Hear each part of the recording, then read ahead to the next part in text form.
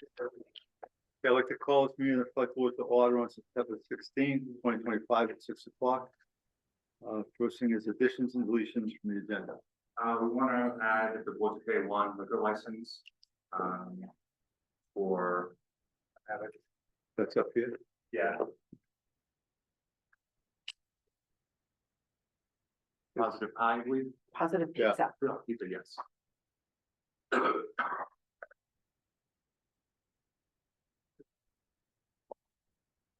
First and third.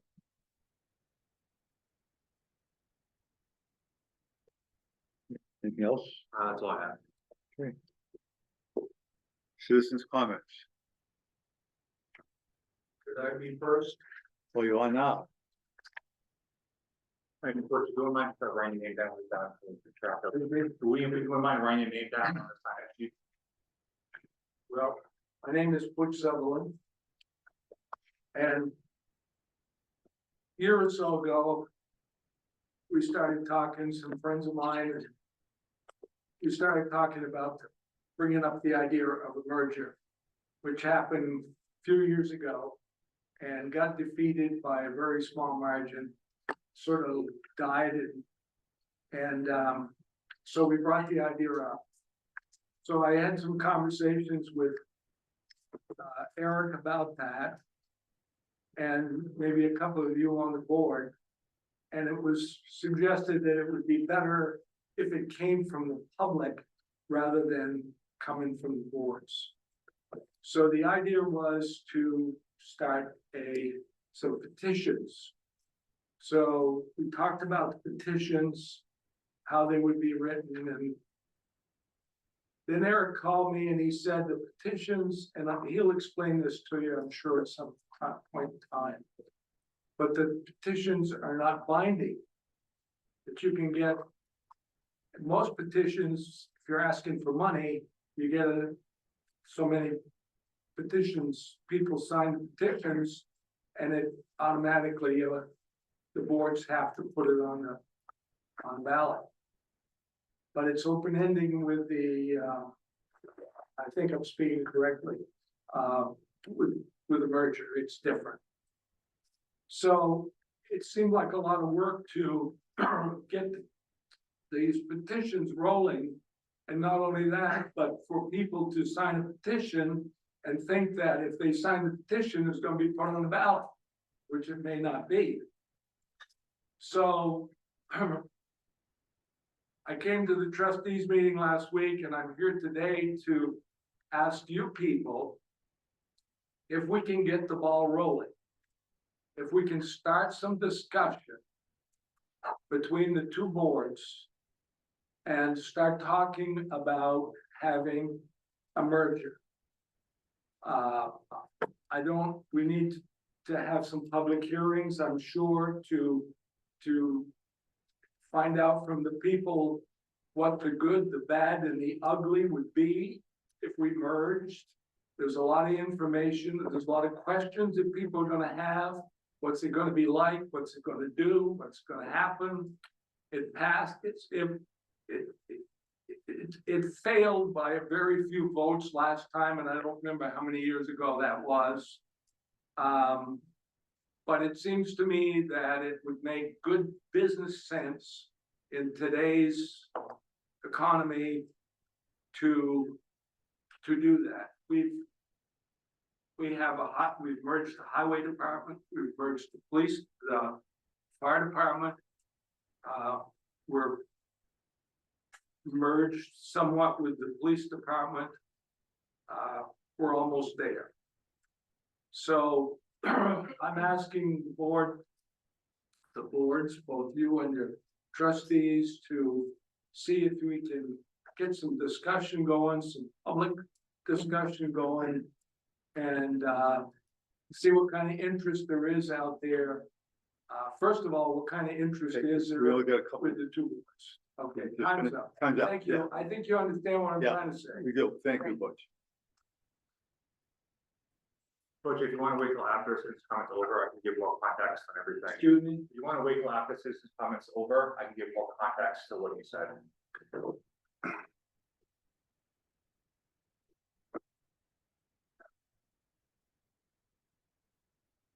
Roger. Thanks, Am I Butch. excused? You're absolutely.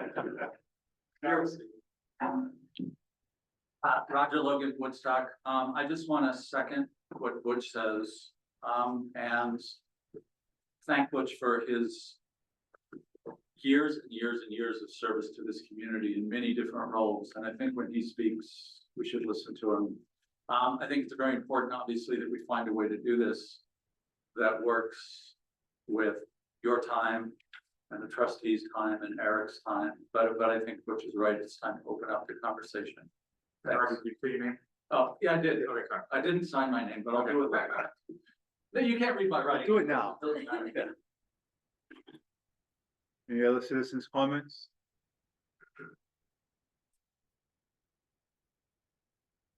See any? Citizen comments is closed. Yeah. Yes, I think I wanted to elaborate a little bit on what, like, Butch said for clarity. I could have talked to Secretary of State's office and basically they said it'll be a non-binding petition, which means that the board would not take any action on it. And regardless, the board would still have to have a vote after the fact anyway, so it will be non-binding. Butch, what I said last week after you left the trustees meeting, is the select board and trustees are having a joint meeting on Monday, September 29th. To talk about goals and objectives. Last year, the merger came up. I would not be surprised if that comes up again in that meeting. So if you want to attend, or anyone else wants to attend and speak for or against that, that would be a good time to do it. So it'll be on the agenda, so it'll be a good time to look on it. It will be on the agenda on September. We're talking about goals and objectives, so it probably will come up. Let's say it. Would that be a time for more citizens' comments to say it again? Or Sure. Yeah.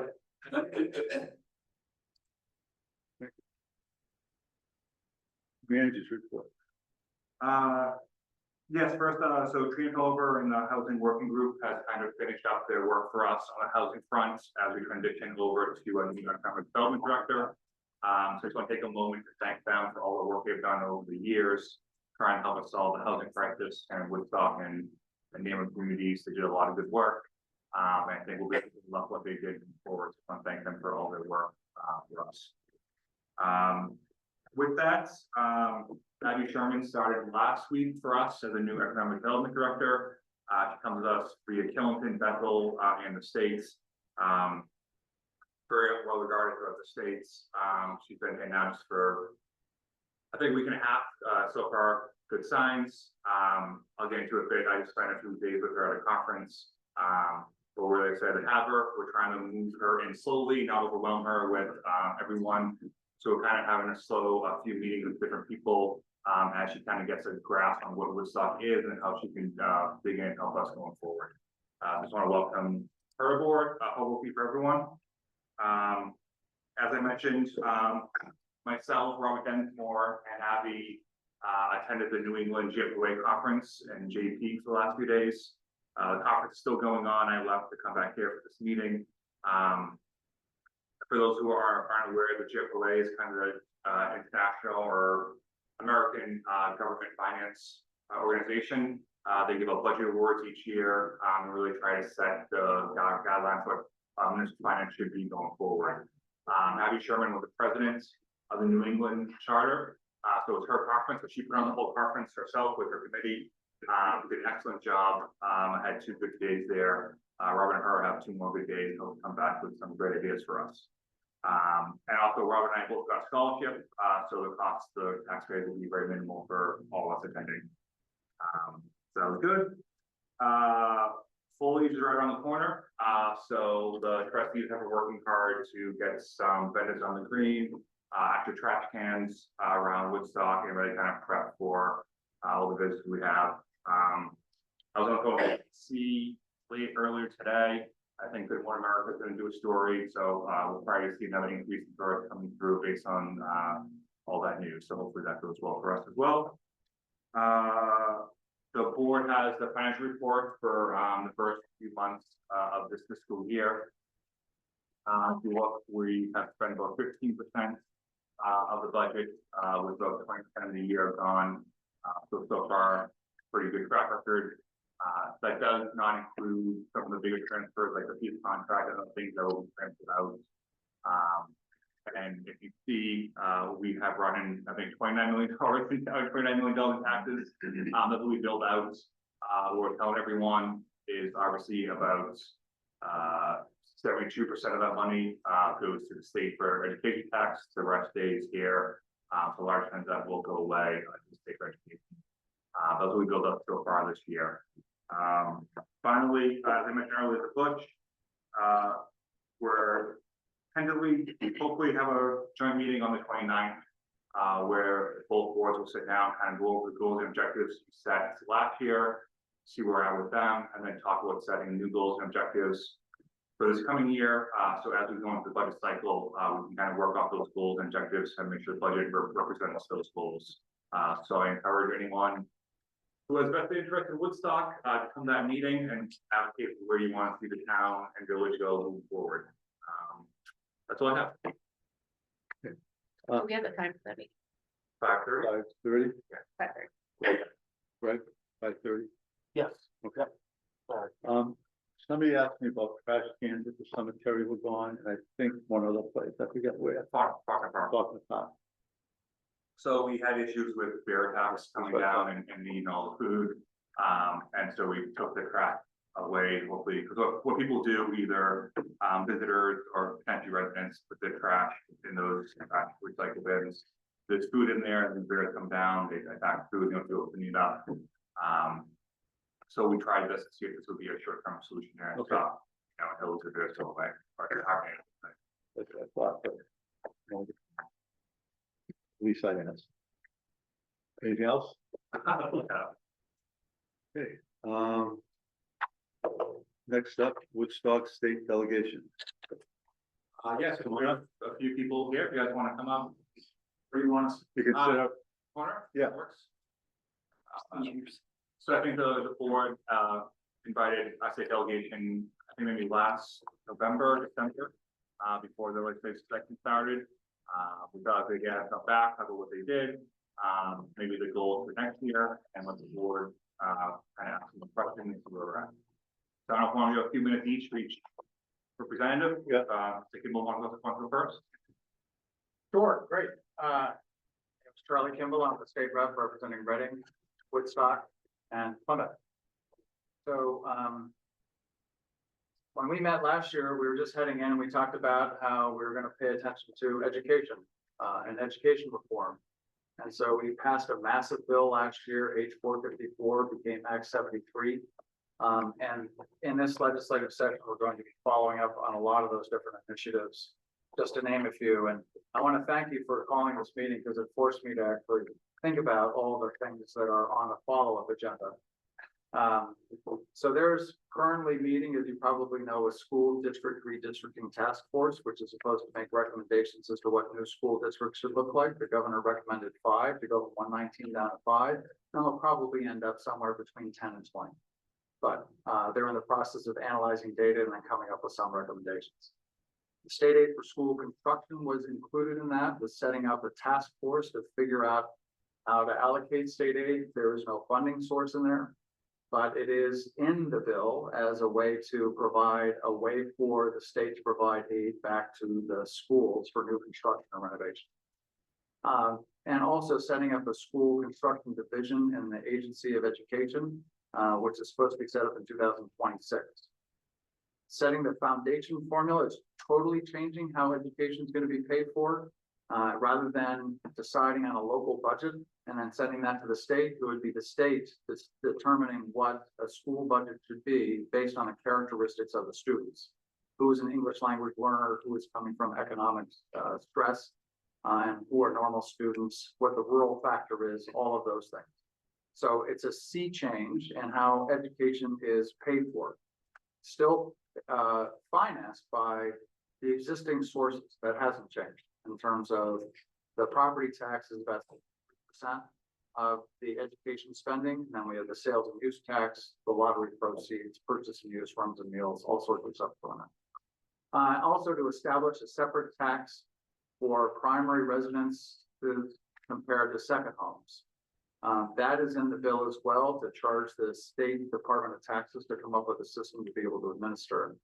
So that's happening in the next year or two in order to be able to do that. That is not something that can be turned on that quickly, but that's set up for, I think, 2029.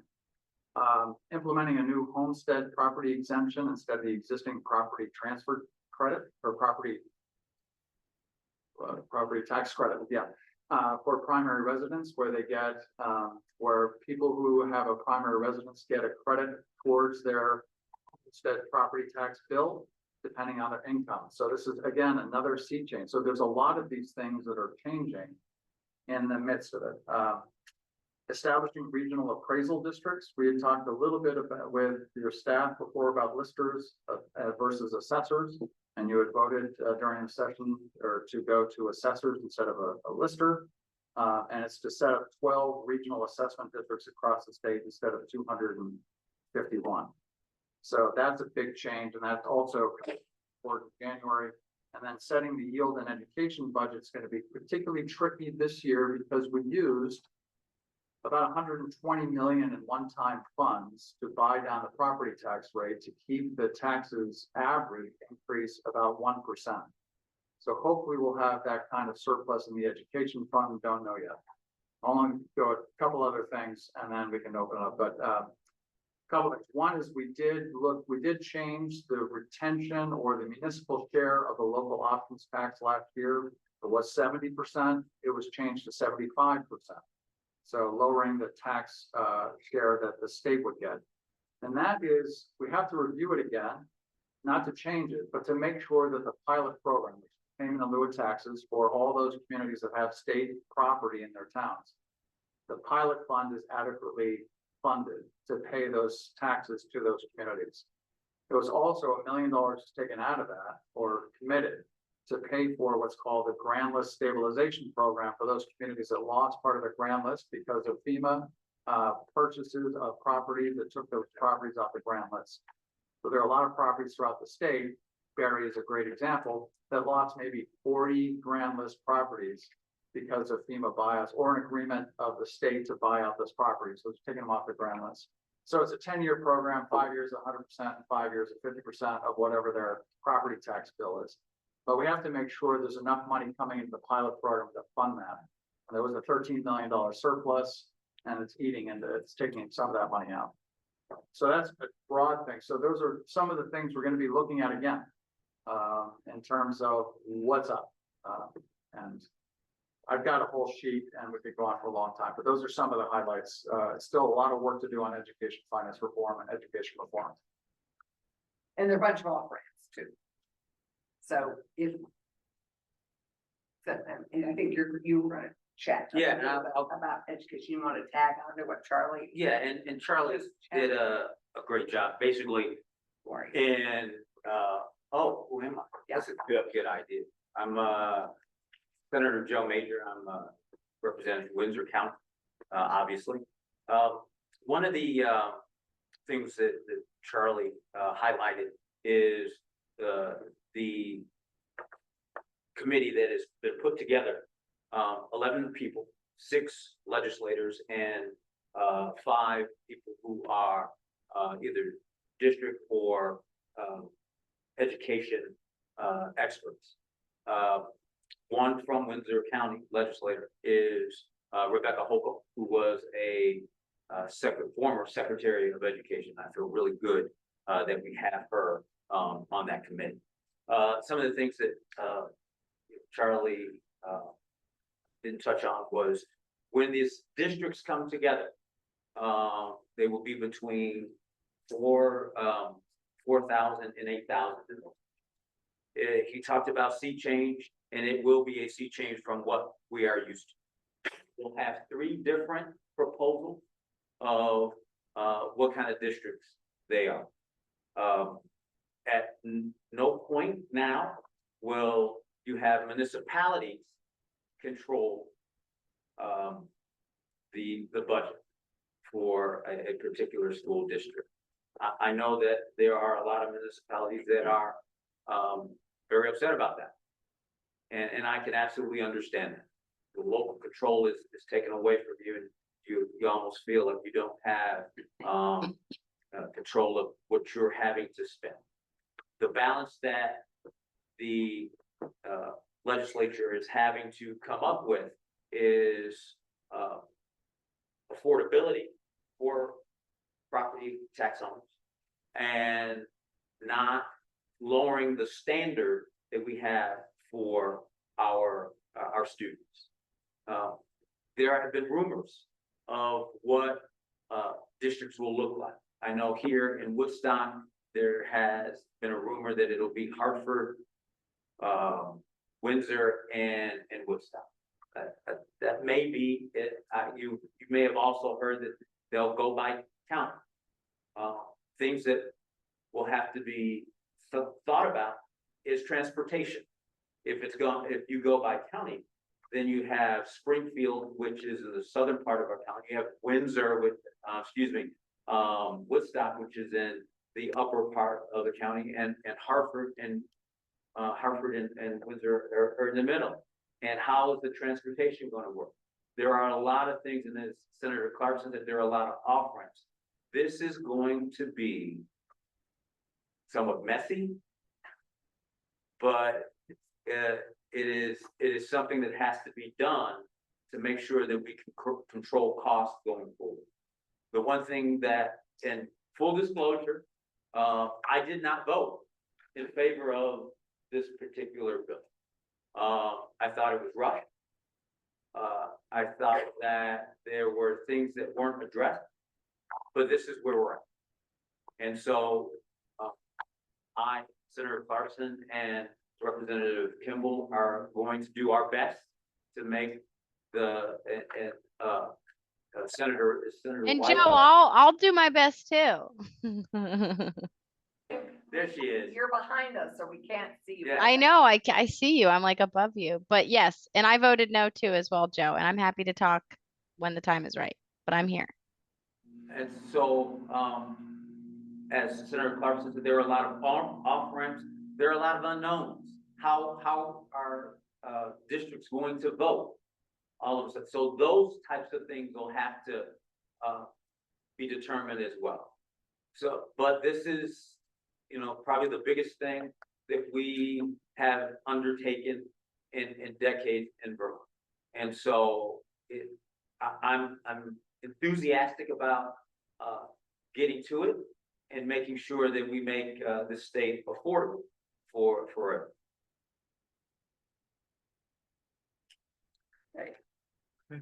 Allison Clarkson and Becca, I think you have a time frame. I'm this is the three of us, Becca White and myself and Joe represent the Windsor district in the Senate. Becca, I know you have a time frame. You want to go next and talk about? Yeah, sure. I'm happy to go next. Yeah, if that works. And I apologize well, first of all, thank you for accommodating me for being on Zoom. I'm taking a vacation with my parents-in-law, who are visiting York, Maine. So thank you for accommodating me so I can visit them. And I'm not sure what your opening question was to us as legislators. It sounds like it was highlights from the legislative session and perhaps what we're moving forward with next year. If I'm wrong on that, maybe someone can like wave or tell me I'm wrong. But I think the place that I can start is the two committees that I serve on. So I serve on Senate Transportation in the morning and Senate Government Operations in the afternoon. Allison and I also serve on government operations, so I might leave it to her to speak a little bit to anything we did in that committee. But for transportation, the big highlights you need to know from last session, the first is that we are in a new federal climate when it comes to funding of transportation. And that unfortunately will trickle down into all aspects of building and paying for bridges, roads, maintenance, culvert replacement, a shim and an overlay. I mean, every possible construction project in our state will potentially be impacted by the changing amount of money that we get from the federal government. And it's a little unclear right now what that picture will look like. because we have not had the passage of a very important federal bill that funds a lot of those projects. But we already know that the federal government has clawed back significant money that we had expected to receive in the transportation fund in Vermont. And some of that's come back again. We're getting, it's like they took all of it away and we're getting little bits. So it's not clear. But we know from last session that even if we were to receive the same amount of federal money, we don't expect we will receive more. Even if we got the same amount of federal money, there's still a delta between our maintenance cost and the work that we need to do and how much revenue we're getting from the gas tax primarily. So we have a growing delta between the cost and expected maintenance and quality of our transportation infrastructure and the amount of money that we're receiving to pay for that. There's many theories and hypotheticals about why that gas revenue is going down. Data seems to indicate that it is folks switching from really heavy gas trucks to efficient gas trucks. That's our main culprit. So if you got a Toyota 4x4 from like an F-150, well, you're the culprit. But that is just happening naturally. That gas tax revenue is going down. So we either need to increase revenue, find a new revenue source, or decrease the amount of funding that we are providing towards those essential transportation things. And that will impact you as a municipality, as I can only expect it already does with the limited amount that we offer per road mile, depending on the type of road that you have, so on and so forth. So really open to a conversation with you as a town as things progress and where you have barriers when it comes to transportation funding or projects as well. So want to put that out there. And I'm happy to talk legal trails as well if you have any legal trail related questions, because I know Woodstock and your mountain bike association were very active in that conversation this year. So thank you for listening to me and accommodating my travels. Becca, you were also gonna just talk about healthcare briefly because of the reference-based pricing piece. Say that one more time, Allison. Healthcare. Oh yeah, I can talk about healthcare. Yeah. So I would say, in spite of ourselves as your state legislators being so wrapped up in education, somehow we also happen to pass some great stuff on healthcare. So while healthcare costs are obviously increasing and also coverage is not seeming to get better, if anything, it's getting worse. We are at a crisis point as a state, and there were some changes that we made to the regulatory authority of bodies that oversee healthcare and healthcare costs, essentially. And we're already starting to see the fruits of that labor, I think, with decisions around regulating our highest cost hospitals, for example. So we did some work in that regard. Nothing landmark on that front, but we also did something very landmark, which is we are moving forward with a concept called reference-based pricing, which means that we tie the costs that we start our negotiation at with the service providers, the hospitals. We have the same reference as Medicare. So we will move towards that type of negotiating starting line. The idea being, at least this is how I think about it, the idea being, okay, if you can do a surgery for $2,000 for someone on Medicare, why are you charging someone else who's a Vermont state employee $6,000 for that same surgery? Why that delta? So trying to avoid the cost shifting and really lowering that pressure of service cost increase in the healthcare system.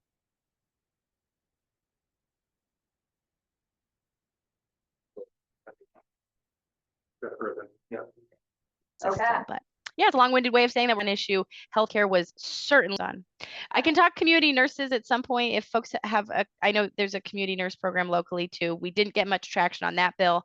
I know many residents of Woodstock were interested in that, but it just didn't, that topic just did not get over the finish line this session, and we'll be working on it next year. Thanks, Allison. The care coordinator with Carla Camel, and sadly, the Mount Scottney and Otter Creek Health Foundation didn't continue to fund her, but she is now embedded at the Thompson Senior Center, which is really a great gift for this community because She ties together all the agencies. She has knowledge, she is a one-stop shop for people with multiple and different kinds of needs. I'm Allison Clarkson, I'm another senator, and I would just say, because Becca brought up money, and money is such a key piece of what you deal with and what we deal with. I mean, that's really our fundamental job, is to spaz our budget. A third of our state budget, as you know, or may not know, is federal money. So we are actually anxiously waiting, understanding better what the intended federal choices are going to be and what their financial impact is going to be on all of us. And that is, I think, one of the things I am hoping that this fall will be able to be pulled together as a legislature to actually get a better update on how what some of those impacts are going to be, so that we can plan and so that we don't get overly ambitious with our planning in terms of what we know. But we know it's going to be a very constrained budget as a result. And we also know that many of the programs our Vermonters and all of our constituents rely on, like food stamps, housing vouchers, all of those are being cut. And the state does, as we know, does not have pockets deep enough to pick up all of those needs. And so we're going to have some real life and death choices in what we fund this year. And it's going to be a very, you know, every year is a tough funding challenge. But I have to say, this year, the feds, I've served in the legislature now almost 22 years. I have never had to work in a situation where the federal government wasn't our partner.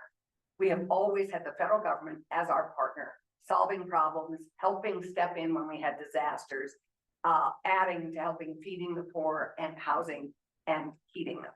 And this year, we, for the first time, really had a federal government that was our adversary in so many areas. And that has been really challenging for, I think, for those of us, for legislators. It's really tough. I'd like to speak to housing, because housing is one of our biggest needs in this community. And I'm chair of Senate Economic Development, Housing and General Affairs. I also serve in the afternoon on government operations. We did some great work on housing. We continued our work to reduce the barriers, mostly human-made, to housing development.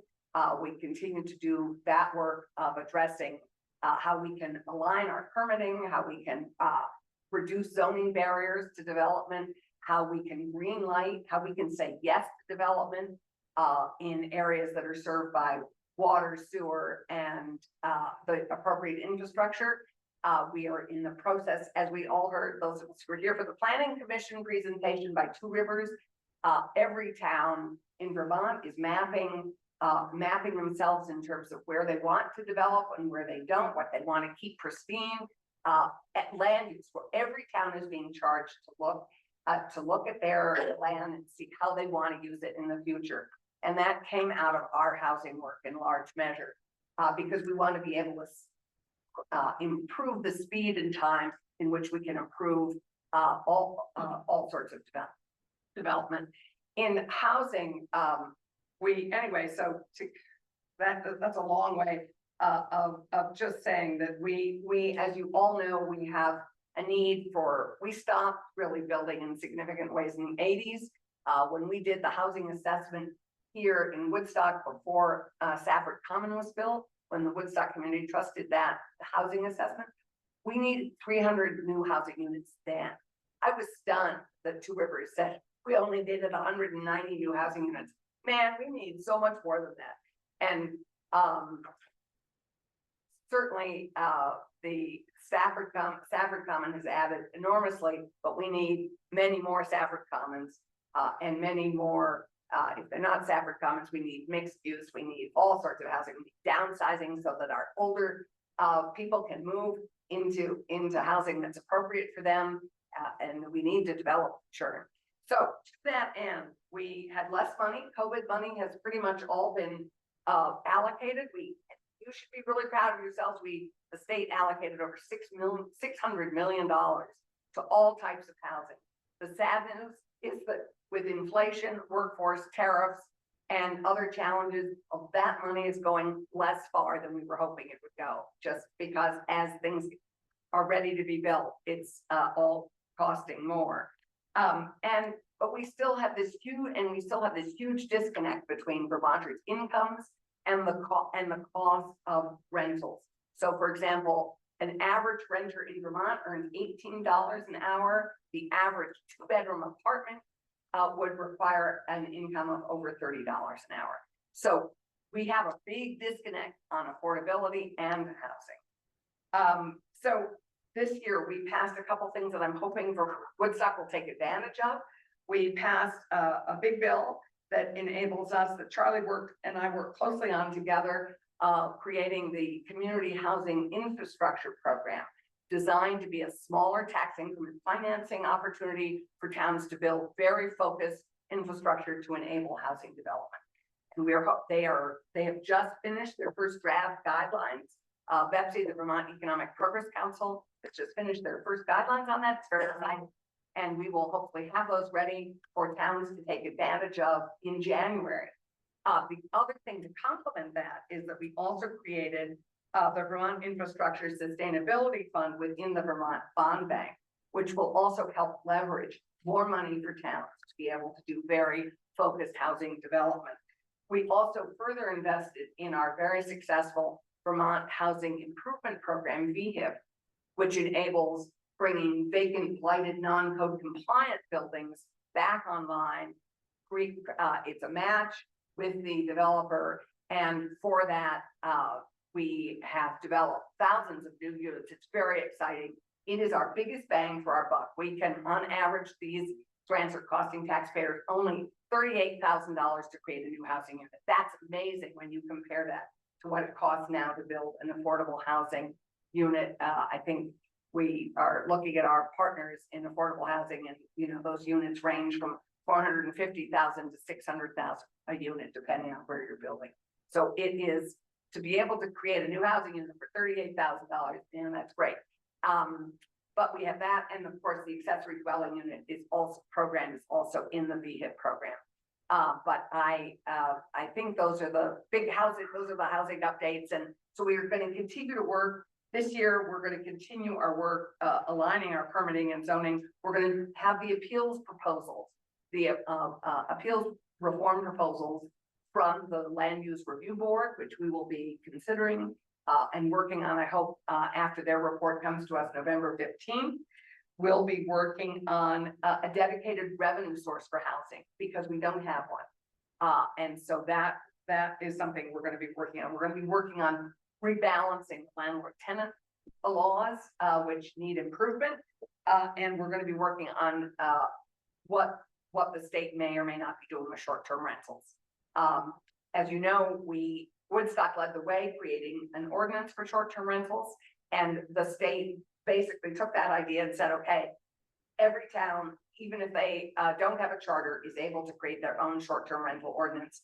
That has created a big patchwork around the state, and there are many people calling on the state to actually now step in and set some ordinance, set some statute about short-term rentals. So we'll probably be dealing with that.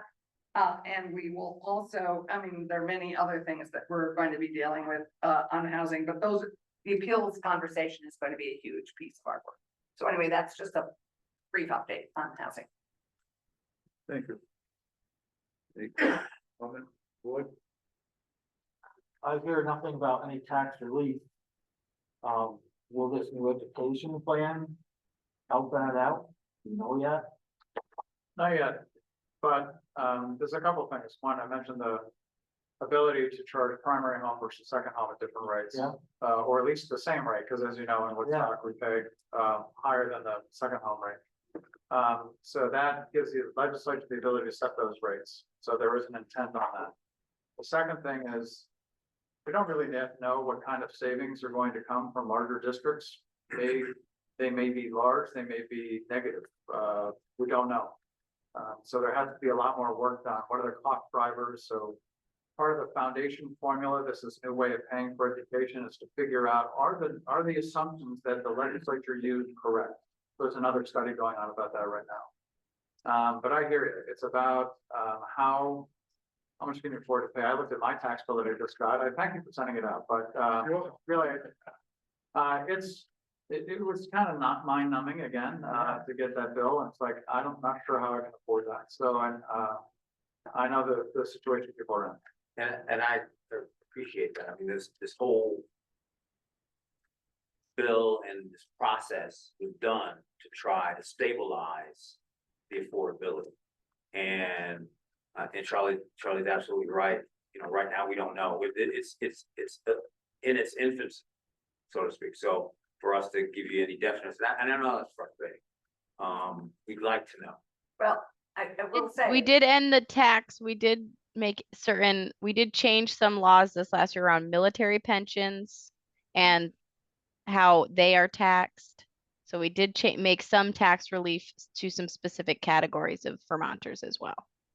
But, Greg, we brought down a tax rate. We increased the statewide rate, only increased 1.1%. And that was obfuscated by our local choices on education. So I support the education budget, but that is what drove our tax rate this year, our education property tax rate. It was not the statewide rate, which only increased 1.1%. It was our local choices, and that's what will be flipped. We will be with a foundation formula. Those choices will be, it'll just be flipped on its. We all want to go there. Yeah. Yeah, no, we do too. Yeah. I thought for sure this year, our rate would go down because it was so high last year. And my tax bill's exactly the same, and it was shocking. I was actually stunned by that. Because if it doesn't, you can not worry about housing because we're Yeah. all going somewhere else. Yeah, I And agree. Woodstock in particular was one of the municipalities that was hit the hardest. You know, It's his 30%. part this year. And so it's imperative that we stabilize that, and that has to be a part of what happens. Yeah, I can't understand for the life of me why you can't tax second homeowners the same as you tax residents. Getting there. Tax department has really, It's mind numbing that it was never the same to begin with. it isn't the same. We have non-homestead. Yeah, I know, and that's what I'm saying. Everyone should pay the same rate. I don't disagree. In New York State, people pay the exact same rate. There's no It's differentiation. the same amount. So that They should pay more. Yes. It's a luxury to have a second. Yeah, it's a luxury and they don't contribute to the local economy. Well, I that's wouldn't say good. that. I don't Oh, think not that's as right. much as people that live here. Well, Oh, what? Greg would disagree with that. Yeah, but that's right. Yeah. I would say, Second We home work is a for big a part lot of of it. them, but still, you know, God bless them, if they can afford a second home, They can afford to pay what we pay. maybe for they ought to taxes. be paying more. there's a difference in the certification that has to be done every year, setting up as to how you're using the property. So it's not a current use situation. So that has to be set up by tax. So that's part of the process, why it's taking so long. So, because in your initial declaration, and then if you don't fill out the homestead declaration every year, then you get the different rate, the non-homestead rate, which is everything else. Anyway. And I think probably another frustrating part of it is you have for a significant portion of the year, a home sitting empty, and we have a housing crisis. So, you know, we're having to balance that and figure that out as well, but I absolutely agree. Laura, you know? Yeah, I mean, I think I remain skeptical that this plan is going to save the taxpayers money, given that we're, you know, and I guess I would ask, you know, we know, when school budget season comes around, when municipal budget season goes around, one of the major cost drivers is health insurance. Yeah. And so if that remains unchanged, but we still have to pay for health insurance for our staff, we have less money by mandate to spend on the things we need to, like the buildings that are either falling apart in our case, or the new buildings to be built for new districts. So I guess, is there a lot of faith right now in Montpelier that this is going to do anything except move a bunch of kids around and not give us the relief that the governor has promised? Well, because if that's the case, then like, how do our residents get involved? Firstly, in making their public comment in the redistricting process, but also, you know, in the second half of the biennium, talking about what we can do within that bill to to make sure that that doesn't happen. Well, there's a couple things. One is the school district redistricting task force. Has a number of public meetings. They're looking to increase the number of public meetings that they have and invite people to make comments to it. That's first. The second part of that whole process is even with the recommendations that they make, the legislature still has to vote on. Yeah. So then there's an opportunity for your representatives to advocate on your behalf. A third thing, the reason why I voted for that education reform bill is to make sure that we had the ability to tax different types of property owners at different rates, and also to include some kind of aid for school construction for communities that need to build them. Because without it, we didn't have that mechanism. So yes, there is a great sense of hope, but also a realization we have a ton of work left to do. So I'm glad, this healthcare was the main cost driver of why, in my opinion, the taxes, and this is why I didn't vote for this bill. It did not address that almost singularity, because if we do not find a way to control healthcare, and then I'm gonna work very hard as Charlie is, as Senator White, Senator Clarkson are, to make sure this is the best bill. But we have to find a way to control healthcare and healthcare costs for this. So I'm glad you brought it up, and keep beating that drum, right? Governor Scott as well, time and time again, because he seems to get no blame for any of this, and continue to make sure that we try to figure out our healthcare system. Laura, I think it's safe to say that if there are not significant savings identified by all these task forces and all the work that our joint fiscal office and our legislative council do, in the course of this work, I don't think we're moving forward. I mean, there is, if they can't project savings by X time, I think many of us will be very skeptical and will probably not be supporting this work. Okay. I think I do strongly believe that there is critical mass that you need to have to maintain a high quality education that we all have come to expect from our middle and high school, and of course from our elementary school, but we're really not talking about that here. There is almost no interest in addressing elementary school change. There is, our middle and high school is really the discussion here. And I think that there's lots of concern that we want to maintain a high quality of education. But as we lose students, we lose that ability to afford all those options. Afford the best science options and language options, and arts and sports. So I think all of us want that, and all of us want to be able to deliver it sustainably at a price that we can afford on Vermont incomes, not on remote income, all from remote incomes from other parts of the country. Absolutely. So that is, I don't think we're probably, the legislature is not going to be at yes until they can see that cost savings at some point in the near future. So I just want, for posterity, folks should find out the information for the redistricting public forums and participate if they can. Yeah. It's on, they have a website and they meet regularly, they're meeting Monthly? all the time. It's on the Agency of Administration website, so I can provide the link to you if you want it. So you can see when the next agenda is and what data they're looking for, what things they're considering, that kind of stuff. Okay. Yeah. I guess my last comment is I really don't like having to vote to come out of executive session, but that's just an annoying thing for me, so. That's a lot. Yeah. Yes. Yes. Well, we That's- did allow site visits not to have to be filmed.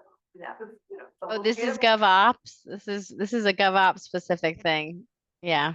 We should talk about that though.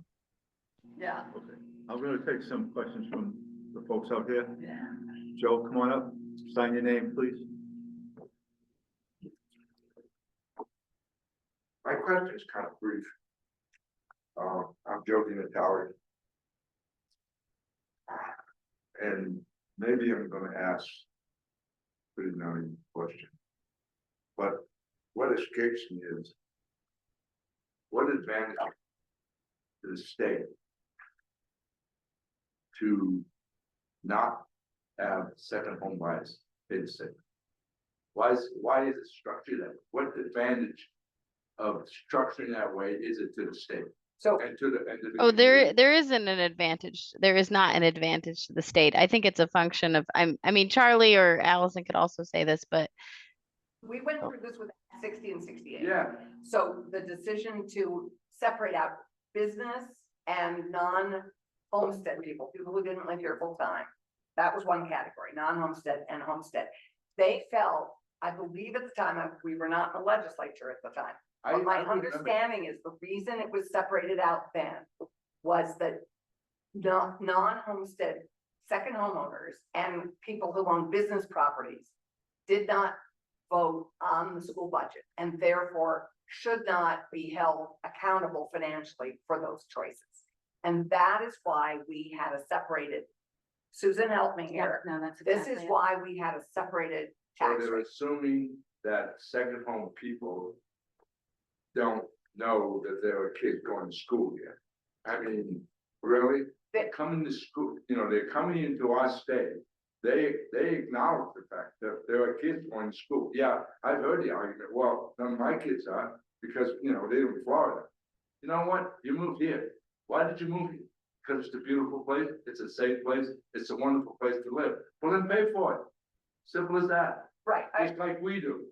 Simple as that, as far as I'm concerned, it's simple. right. And I think that a unified tax rate would have solved that too. But I think the thought was then that businesses that own properties in towns and people who don't vote on the education bill budget shouldn't be penalized. And at that point, I don't they call were it paying a higher rate. It was penalized, not always. You call it being penalized. I mean, I don't think it is. They come in here with their eyes wide open, knowing that we have school and kids have to attend that school. And it's our biggest course investment is school, is education. So anyway, I'm just curious. I didn't understand why. What was the advantage to the state of not equalizing the tax rate? So the theory was that if you made primary residents suffer the pain of spending more money on their schools than they wouldn't. Well, that's not working. Yeah. It's not working. What, my It's question, not working. That's why we're going, that's part of the reason why we're Right, going that's through this whole thing. but then my question is, they don't vote on the town taxes. Right? So what's the difference? If they don't, No, they benefit from everything in town. They pretty much benefit. I don't from benefit roads, from the all school. the facilities, you know, that. But I don't think we all still agree with all of those arguments. I think you're just explaining, if I'm understanding correctly, Allison, you're just explaining those arguments because I think the culture has shifted on this topic, at least in the legislature. Let's Okay. change it. yeah, that's what we're doing. We're working on it. All right, you gotta nobody sign knows. after it, Roger. Hi, Roger Logan, Woodstock. I think I can speak for many, if not all people, that we thank you for getting the separate tax rates. And I think there's going to be a lot of sentiment for a higher tax rate for second homes because they do impose a cost on the community.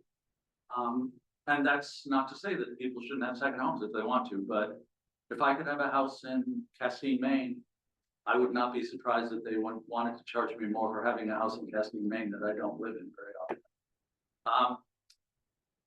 On an somewhat optimistic note, I think it would be worthwhile to do some kind of report for the general public that talks about where we are with the education process and what are the next steps with the education process. Sure. Yep. And I think to the extent that you can put at least speculative numbers around that.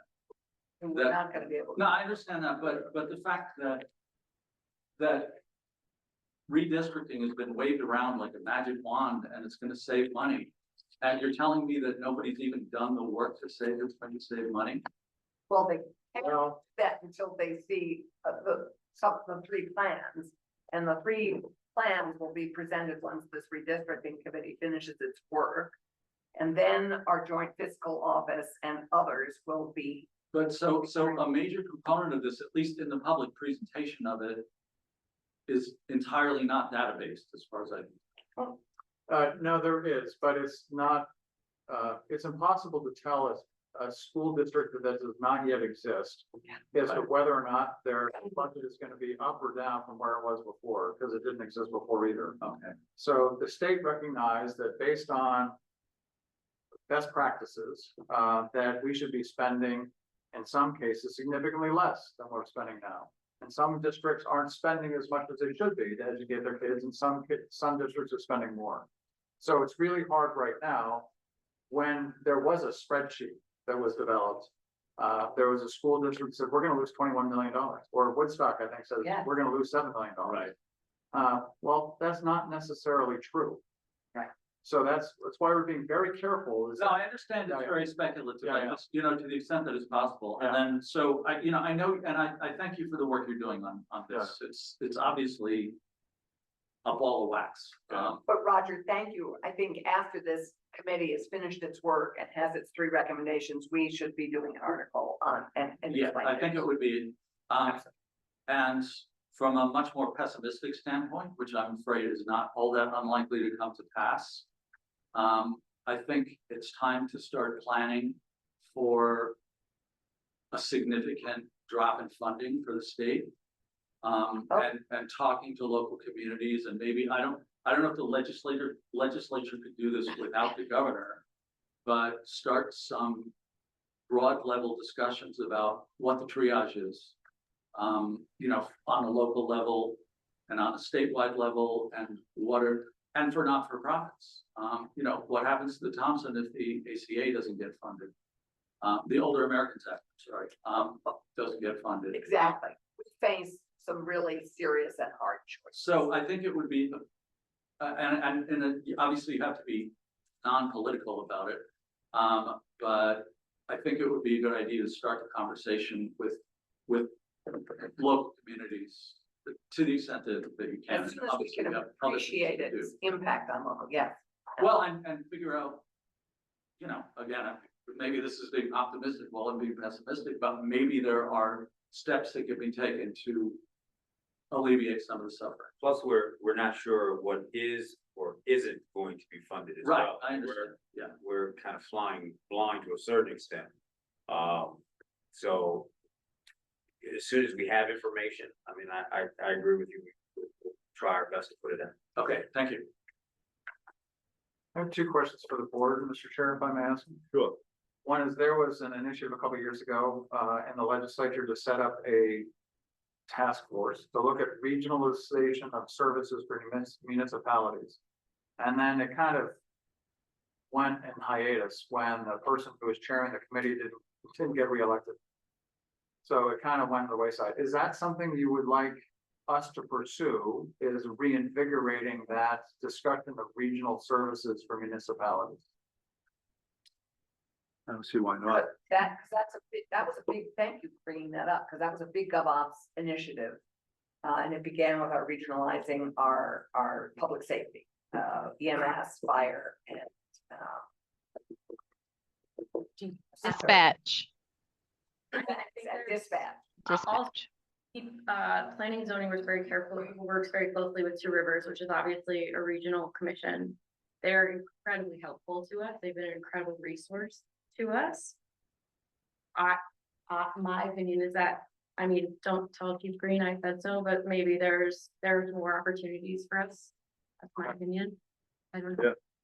Yeah, I would say I run a conference each year of Raleigh, town managers and general regionalization every single meeting, because we know it's happening and it has to happen. So I think anything you can do to help us with that, that'd be great. Right.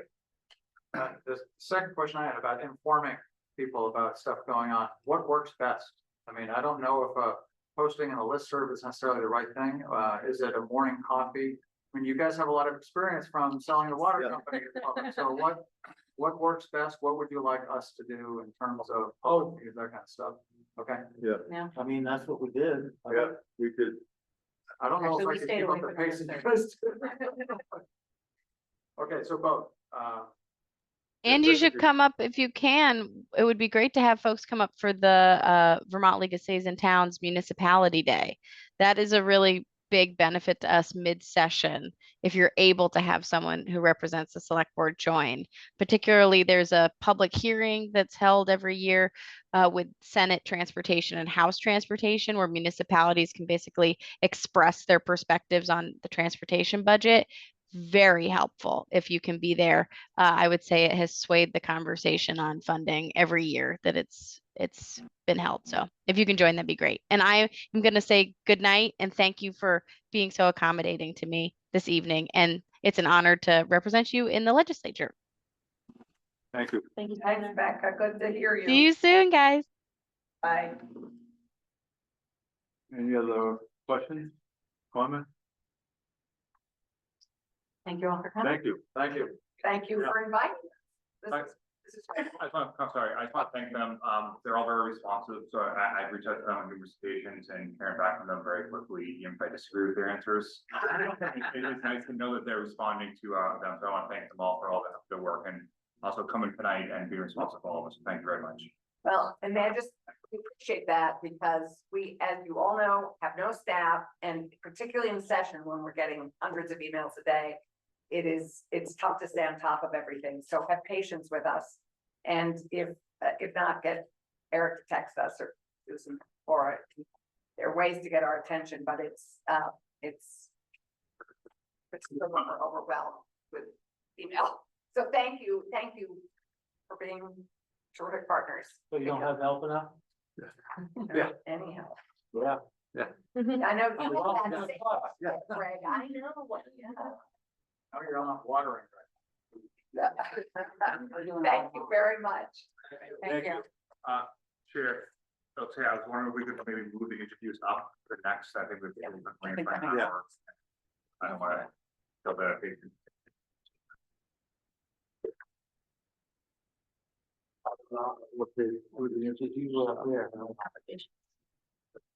Oh, sorry.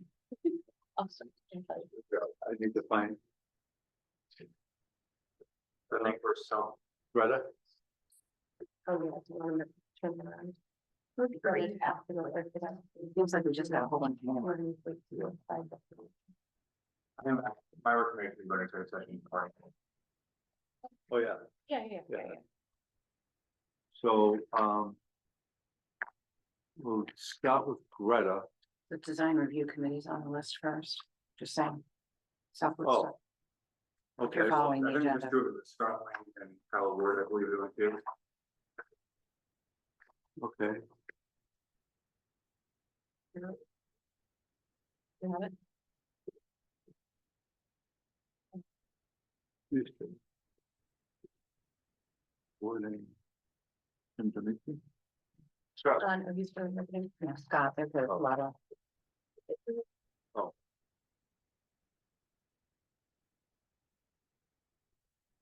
Scott Lang here? Or online? No. Terrible. Carol. Can you come up? Yeah. Yeah. Sorry. You meant to sit here. Yes, for Sure. I'm Carol Wood. Live at 4944 South Road in Southeast Vermont. And I am here to apply, I guess is the term, for the position of the Southwood Stock Design Review Committee. And I don't know what I'm supposed to say. But just tell us a little bit about why you're interested in this. Okay. I've always had an interest in architecture, especially antique architecture early on in my own life. I've owned 4 antique homes, one as early as the mid 1700s. I moved into Southwood Stock because, very much because of the architectural design of the community and the fact that the community has kept it so cohesive. And my goal as a member of that committee and chosen is to continue that. I've sold a lot of the homes in the community, and part of when I sell a home there is to give the people as much information about the history of that house and encourage them to continue research so that they will know even more, and to explain to them why, if they're going to do an update or change, whatever, that's very important that they keep the integrity of that building. Because that building's had a lot of history. And we have to come into the 21st century, of course, but we can do it in a tasteful way that, as I said, keeps the integrity of what the village is. So that would be my strength. I feel like I have a lot of experience myself in hands-on with my own properties, and my focus basically in my many years of real estate has been with antique properties. That's my real love. So I don't know what else to say, but do you have any questions? Carol, I guess one of the things that we're working on at the planning commission level and our boards are working on is ensuring that we're prioritizing housing and development. And one of the things that we've seen in our community is that some of these boards and committees and the regulations we have can sometimes be an unnecessary obstacle to development by adding time and cost to these processes. Do you have an opinion on that, or well, just so that I understand what you're saying. Yeah. You're saying that a lot of people that buy homes because of restrictions on what they can do. No, I'm saying that we've identified as a board that one of our goals is increasing housing and development. And one of the common sense, I guess, measures to increasing housing and development is lowering barriers, which would lessen timeframes and regulations for folks to build. As a potential member of an advisory committee, do you have an opinion on, I guess, the importance of building versus design and aesthetic? What, again, I'm a little confused. That's okay. Are you saying that if somebody wanted to buy narrowly interested in Southwest? Yeah, no, it's, But there's not any vacant lots anyway. yeah, this committee doesn't meet that often. But I guess I'm concerned because we've come across some of our design advisory boards believe themselves to be, I guess, enforcement boards or jurisdictional. Oh, okay, now I'm getting to what you're saying. How do you think you balance the aesthetics and the history of South Woodstock with the cost? With the need for development and building? Well, it is a balance, because obviously part of what makes that village so special is the fact that we don't have structures that are not pretty cohesive to the whole. Yeah. Again, it's kind of hard to have new building. I know that right now there is a garage that has petitioned, and I think been given a permit to turn it into living space. I think that's great. Structure outside is already there. I think more housing in that regard, but they're not planning to separate it. It's going to be actually like a guest of their own. Building costs are so exorbitant. When I hear $500 a square foot is sort of the going rate, it blows my mind. Yeah. So, I think you have to work together. You know, you have to be open-minded, not closed-minded, and try to understand how you can mesh it. I mean, I frankly, I don't really know how to answer that any better. I mean, working together, open-mindedness, and as I said, in South Woodstock, which is what this committee be about. Yeah. That's not gonna impact us very much, because there's really very little vacant land in that district that, so. But certainly if somebody wanted to come in and present a building project, I would have an open mind to look into that.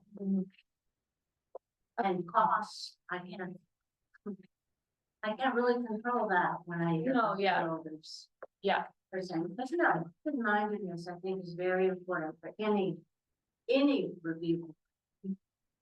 No matter what.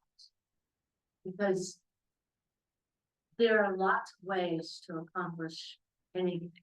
So you just keep an open mind and give everybody that opportunity to present their case. And I think that's what you basically do when you go before a design. I know I did when I did my rep. So, Are you aware of how the design advisory committee works with the other planning and zoning board? again, I'm having a hard time hearing. So are you aware of how the advisory committee works with the other boards? that Yeah. We have, you are. Yeah. Yeah. And in fact, as I said, 25 years ago, I had to go before the South Woodstock Design Committee. And then from there, I had to come into Woodstock with my plans to go before, not to design, but I had to be approved by South Woodstock. Yep. And then I came in and then I got my building. Yeah, so this is actually an important change because the advisory committee is just that, it's advisory. And so advisory committees can't compel applicants to come in front of them, which is kind of education we're trying to bring to the other boards. So the advisory committee can issue a recommendation, but they can't issue an enforceable decision. No. Yeah, I know that. Questions? Okay. Thank you. Thank you, that's it, thank you. Thank you. Thanks for your time. Is Scott online or here? I don't see him.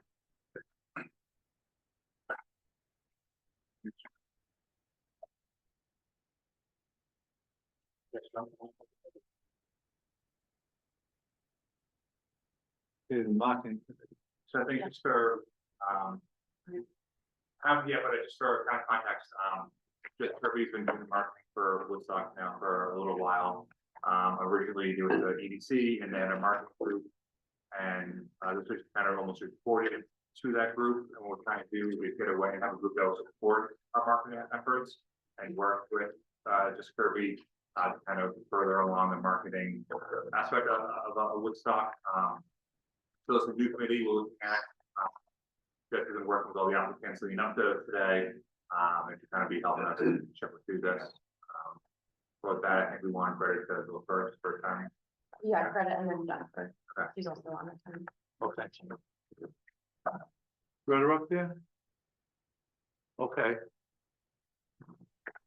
Talk a little bit and why you want to be on the marketing.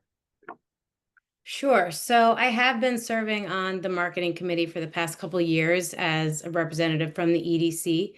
I was on the EDC for 2 years and as a co-chair of the marketing committee. So I really enjoy the group. It's a collaborative group. It is, there's some creative aspects, there's some technical aspects, and I'm learning a lot. But overall, I just feel like it's an important way to stay engaged with the community. We get to work with the merchants, we get to work with the locals who are putting on community events. So I find a lot of enjoyment in it. During my time on the committee, we experienced a lot of change. We worked on getting a new marketing coordinator in the door, who's Jess, and we cut down our costs significantly while still having really great outcomes.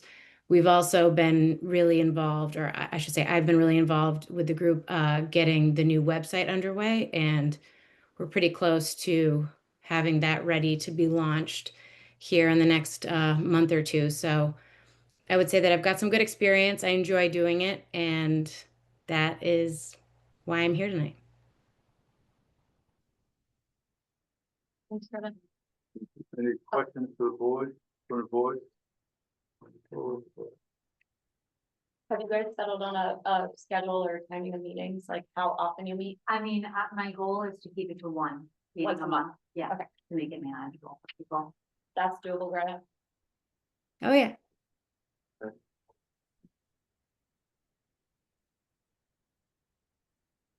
Jennifer is next. This, I don't think Can I just share? you got it. I don't know if there's more than one. Okay. We can share. Jennifer? You there? Hi, yes, sorry. Hello. Thank you for Hi. having me. Okay, so I'm gonna keep it short and sweet. My name is Jennifer and I've been a Woodstock resident for 6.5 years, and I am currently working at the Woodstock Chamber of Commerce. So that's my main interest on wanting to be a part of the marketing committee. They work closely with a lot of local businesses and put on some events. And I also, I was contracted by the town, by you guys, and through the EBC to do the marketers. I did that prior to Jess, and somewhat with Class 4 when they were doing it. So I have experience on writing about the town and different community things, and how, sorry, my toddler is right there, and how all of us working together, being cohesive and having a clear plan and better communication can be helpful. That's my toddler, sorry. Yes.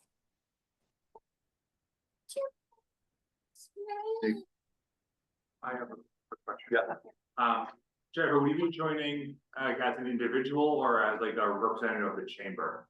Oh, yeah. I mean, I would rather join as an individual, but I just felt like my position working part-time at the chamber is relevant to be useful and adding that part of the voice. I mean, I guess it would be up to what the select board wants, but No, that's good. I just want clarification, yeah. Jennifer, you're not a chamber member yourself. It would just be, yeah. So, yeah, I'm not a chamber member myself. I'm just an employee of the chamber. Works at the chamber and has those relationships, so. I think she's a valuable connection. Is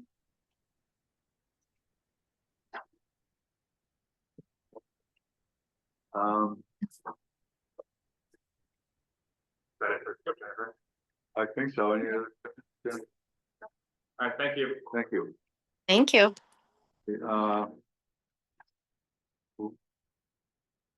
John? I'm suggesting we move to people in the room because you've all been patiently sitting here. So I don't know who all of you are. Yeah. John, Steinley? Steinley. Please sign in when you so we can know who said what, I guess.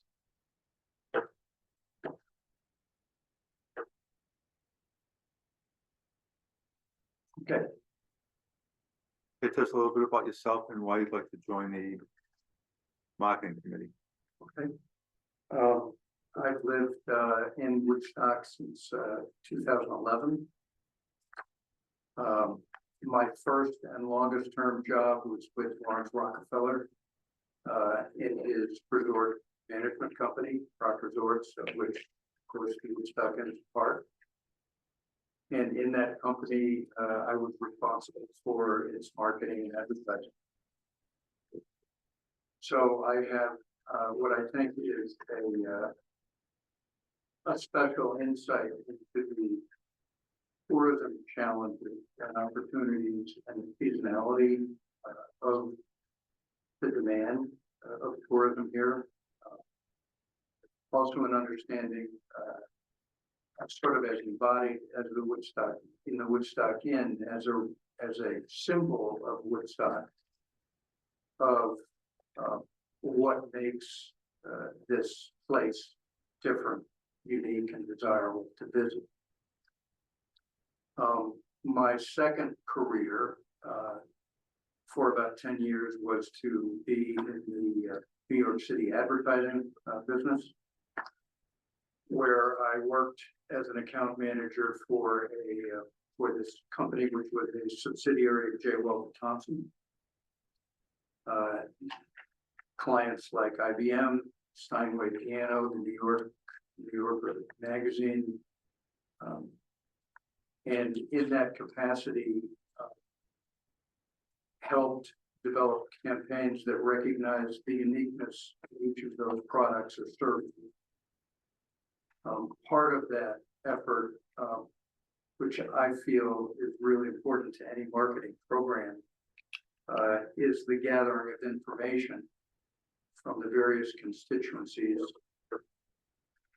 customers, prospective customers, before agreeing upon for that product or service, what makes it desirable.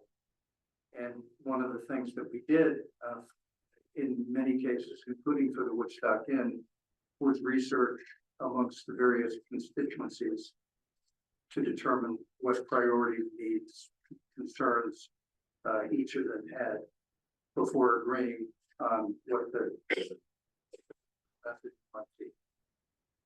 I'm a retired guy. I'm a healthy 80, and I would love to get involved in a constructive way. Any questions? Thank you. Great.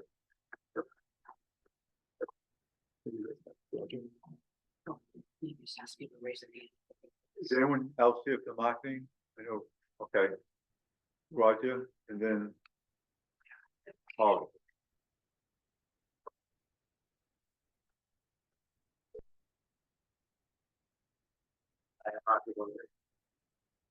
Again.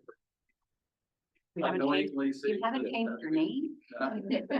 I can use my middle name. So, the first, I have several things that I would suggest bringing to this effort.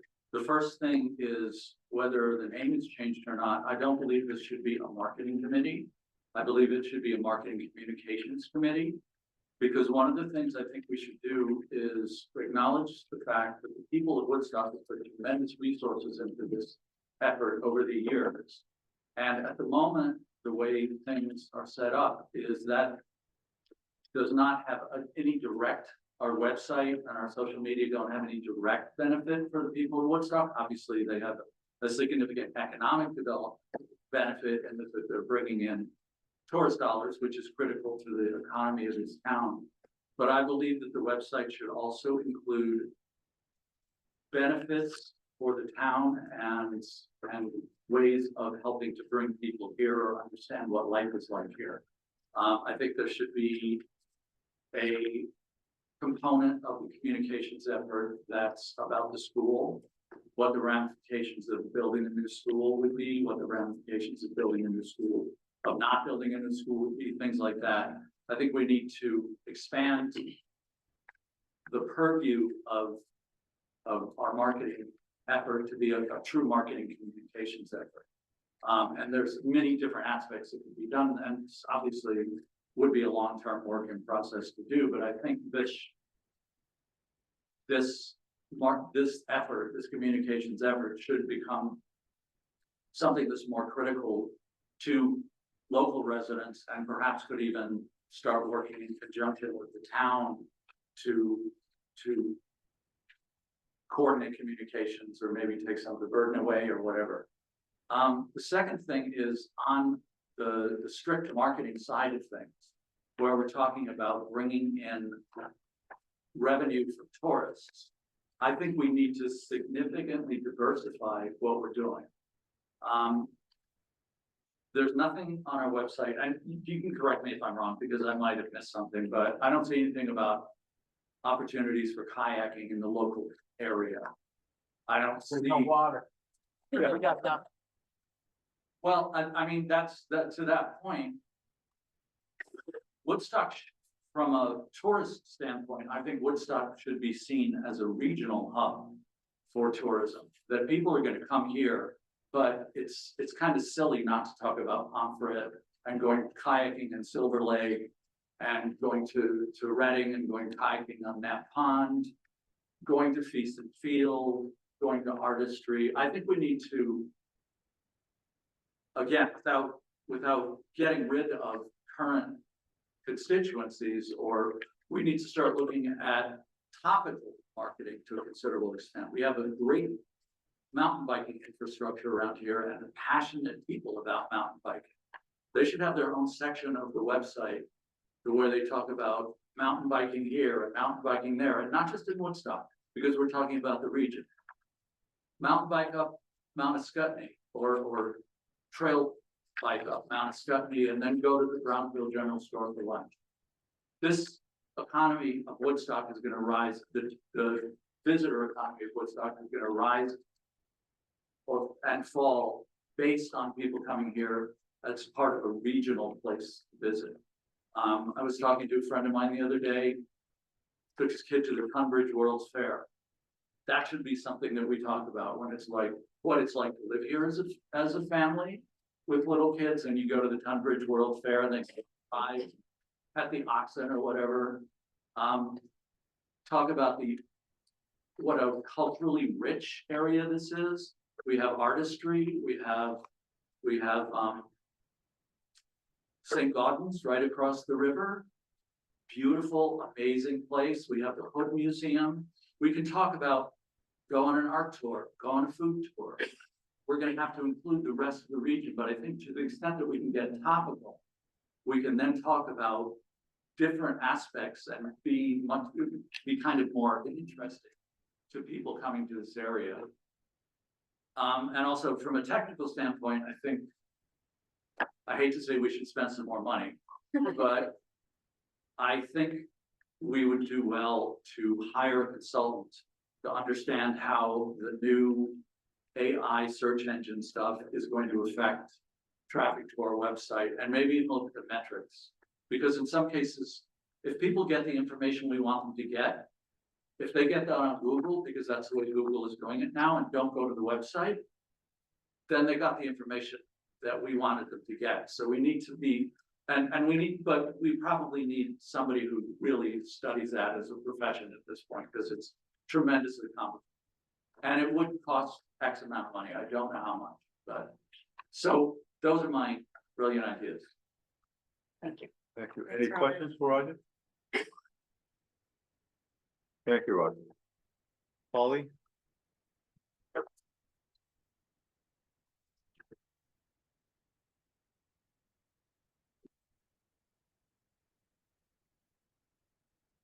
Hi, just, please sign in.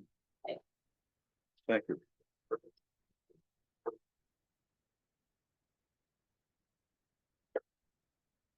My name is Polly Pierce, and I live in South Woodstock, and I have been a member of the Woodstock community for the better part of 30 years, back in the mid-80s, the heyday of Bentley.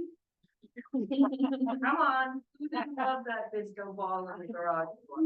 That was my first entree into Woodstock, and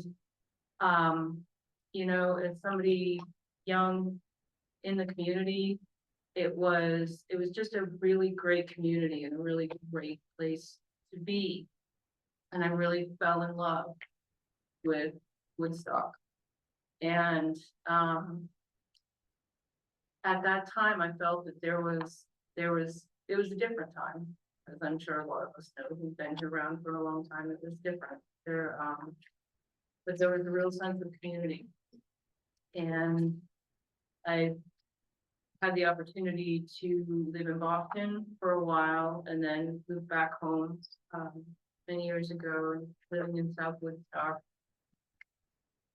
And when I met Jess, we had this conversation about the marketing and event committee. And one of the things that came out of our conversation was that I have a background in events and marketing, and I think that I could use my experience to serve this committee well.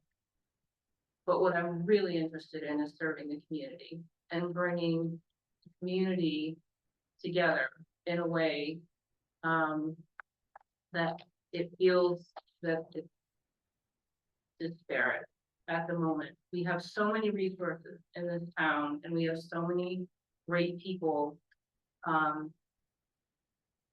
And there's a disconnect, and I really would love for us to be able to bring everybody together, bring different organizations together. So, you know, and echoing some of Roger's sentiments about ways to get the word out about different community events and things that are going on in different parts of our community. I think strengthening the bonds of community is something that's just really important, especially in these times for all of us living here. And being able to,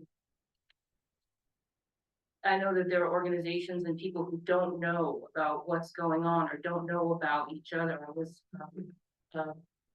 on the communications committee on the Ottawa Beach Health Foundation for several years. And that was a really wonderful experience and I loved it. One of the things that I took away was that there are so many organizations that do great things in this community that don't know about each other or that folks don't know about. And how do we get the word out about that? And I think this committee and this, I like the marketing and communications committee. I think it's a great opportunity for us to be able to connect the folks who live here with the organizations and the people who do different things here. And then also in the bigger picture, because it is tourist dollars that do fund a lot of us, I think in the bigger picture to have that opportunity to share the great things about Woodstock as well. I just dial it back so that we can support the community more to be able to then I think be stronger to support bringing in more of those tourist dollars, because if we're not a strong community together, then to me it doesn't really serve us well, and it doesn't matter how many tourists come through town, it's not going to help us at the core if we're not all connected. Thank you. Thank you. Any questions? Thank you. Closest here for marketing? Jody, I had trouble submitting the application, but Okay. You're next.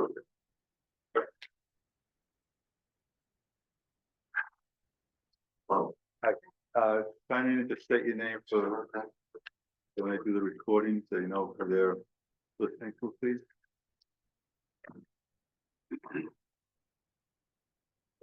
My name is John Edick, and I've lived here since 2000, moved to Vermont 10 years ago.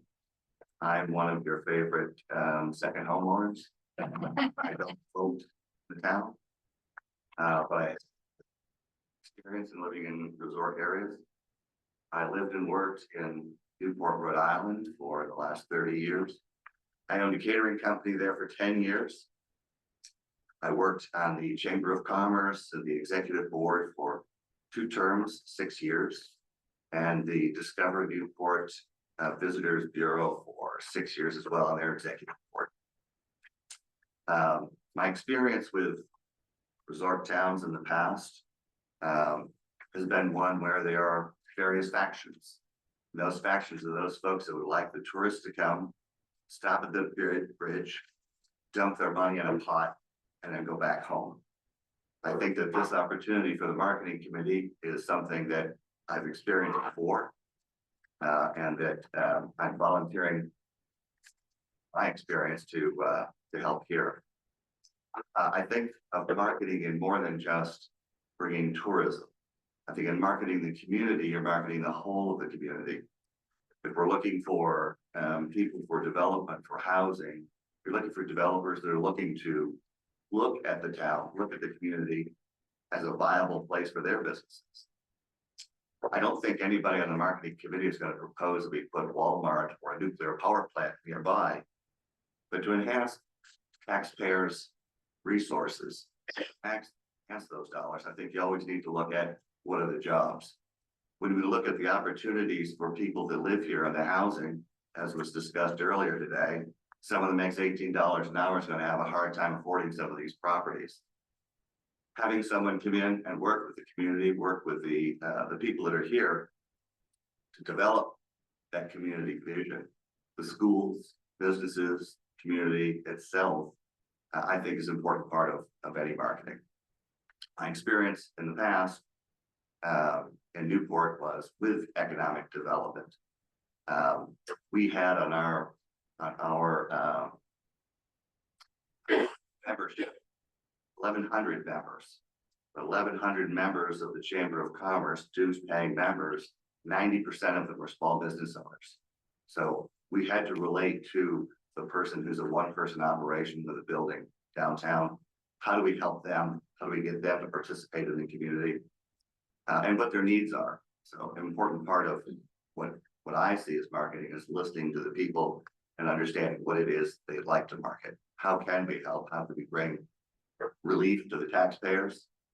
As we were discussing before, how can we bring tax dollars without losing the charm that brings everybody here? One of the things that's always asked is, why did you choose to come to Woodstock? I don't think I chose Woodstock other than a nice Vermont town to live in. And it is all of those things. And I think that's the important part to be shared. I don't think that any marketing should look to try to destroy that piece. But I think the perspective of someone who did come here for a reason could be valuable to everyone. I welcome any questions you might have of me. Any questions for him? No. Okay, thank you. Thank you very much.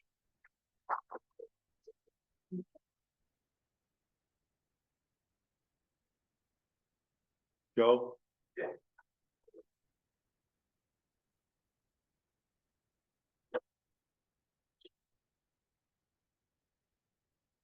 Thank you for your time. My name is Joe Dinatelli. I lived there since 1990. Prior to moving to Vermont, I operated and developed quite a business. Marketing was a big part of their success and sometimes failure. I believe that marketing has to be done wisely. I've learned in the past that, and I think same holds true for this town with other marketing efforts that have been done. Sometimes it gets misdirected, and money is spent unnecessarily. I think the direction in the town and past marketing efforts, I think, have escaped some essential truth, some essential facts and opportunities. I'd like to see this marketing effort could probably get refocused on what could actually work. I also believe that there are the people who come here to live, their first experience is coming here to either have fun or shop or just look around. And that question is what drives them to look in the opportunity. Getting in here, I think, is a key factor. Plus, you know, I've been a citizen of this town for a long time, and I do feel that it's responsibility of citizens to do what they can. This town, particularly this town. Great place, a great place it is. Plus, look at myself, you do the same to the other best for ourselves. I'd like to have some fun. And, you know, she said, okay, Dad, that's it. Goodbye.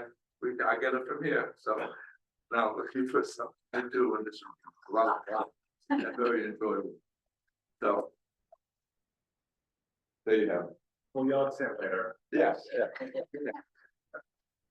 Thank you. Anyone else in the audience?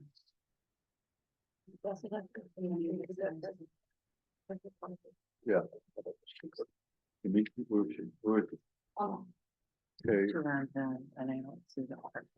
Dimitri, Yep.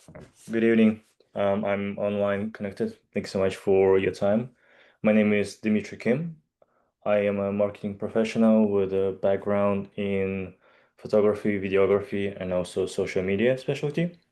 Currently serving as a marketing coordinator at Twin Farms. And I've been a resident of Woodstock for would be two years in December and of Vermont for 5 years.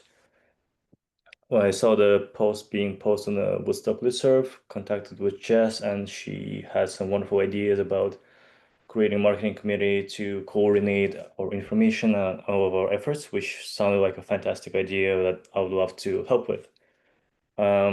We refer to Woodstock at Twin Farms as a hallmark of a town, which is beautiful on not only on a facade, but as I've been learning more and more as interacting with people here, is beautiful on the inside with a wonderful community.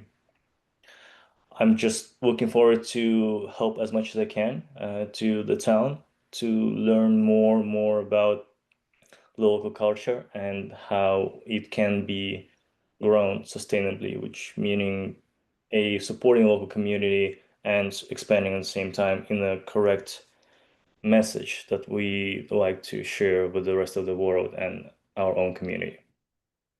Thank you very much for your time. I want to keep it short, and if you have any questions, I'll be happy to answer. any questions? Okay, thank you.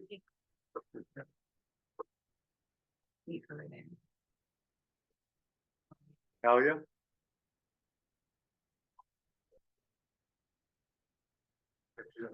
Hi, can you hear me? Yeah. Okay. My name is Thalia Tringo. I just had gum surgery, so I might have to stop and get something to drink. I am a second homeowner in Woodstock. I agree that we should actually pay the same or more taxes, so don't hate me. But I bought a house there in 2018, hoping to eventually retire there. I also bought the old pharmacy building. And I know from interviewing prospective tenants there what it is that keeps businesses from coming to Woodstock and what it is that attracts them to Woodstock in the first place. I own my own small independent real estate company in Massachusetts, where my primary home is. And I had a previous life as a glass bead maker and jeweler. And in both businesses, I've had to do a lot of strategic marketing with very limited budget. So being creative and targeted has been part of my approach to reaching people successfully. And that's what I would hope to bring to the committee. I have a long history of participating in the community where my first home is. And I'd like to continue that in Woodstock. I've been on the boards of many nonprofits, mostly in the areas of homelessness, housing, environment, and the arts. And let me know if you have any questions. Any questions? Were you able to make a monthly meeting? Yes, sometimes I'm here, sometimes I'm often here during the week. Sometimes it would be by Zoom. Thank you. Okay, thank you. Last person, Kristen emailed earlier today, she's gonna make it to come out. She's still very much interested in the position, but she's been making today.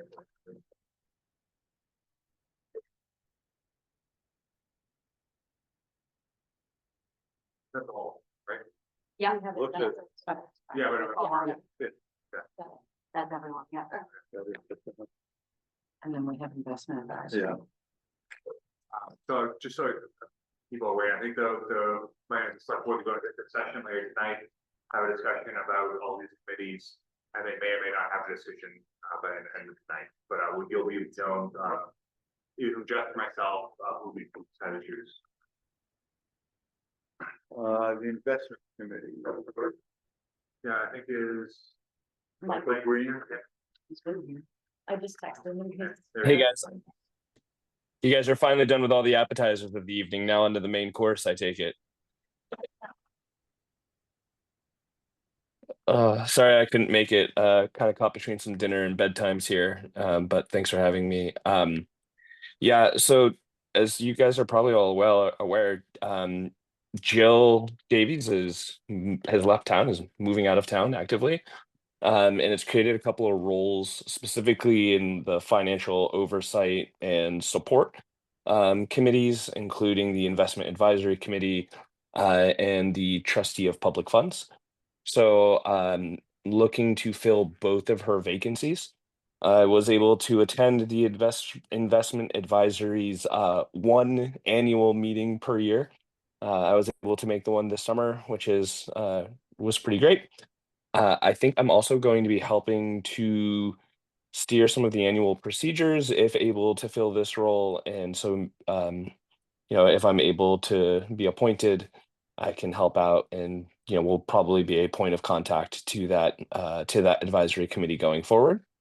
None of the other active members rose their hand to take that role. So yeah, happy to take questions. I don't know if there are any, or if you guys have any questions about the investment advisory committee. Like was appointed or approved lawfully by the trustees, so this would be with your approval. Okay, great. And he's the only applicant who applied for this open position. Competition. Yeah. Thank you. Any questions? No.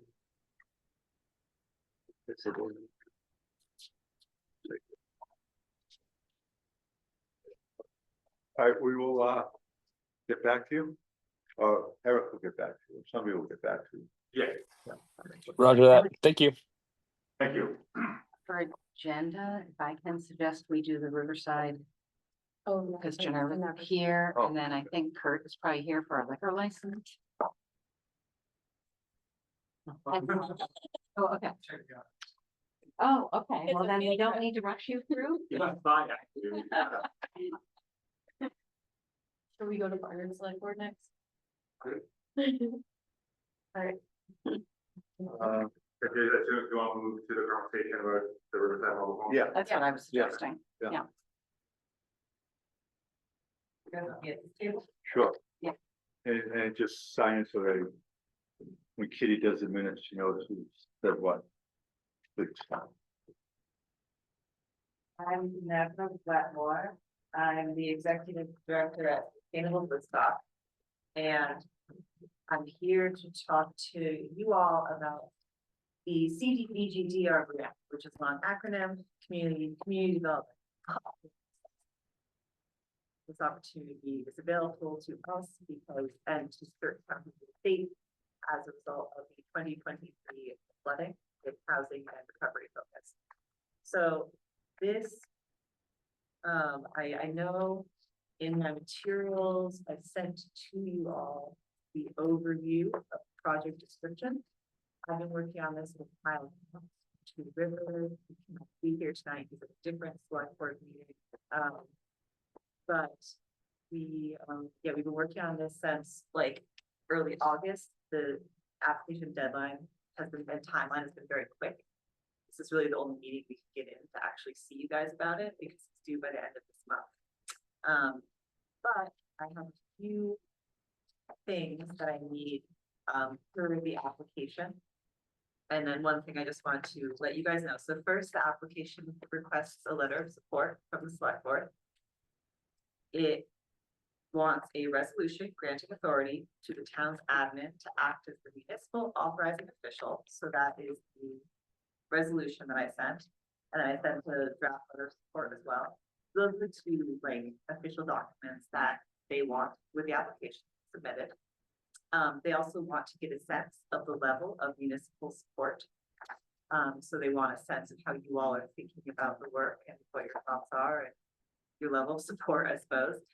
And then the last thing, my like 4 bullets I wanted to get is that, as part of this grant, it was required to have a public meeting to get public comment. And that meeting is Wednesday, September 24th, 4 to 5 p.m.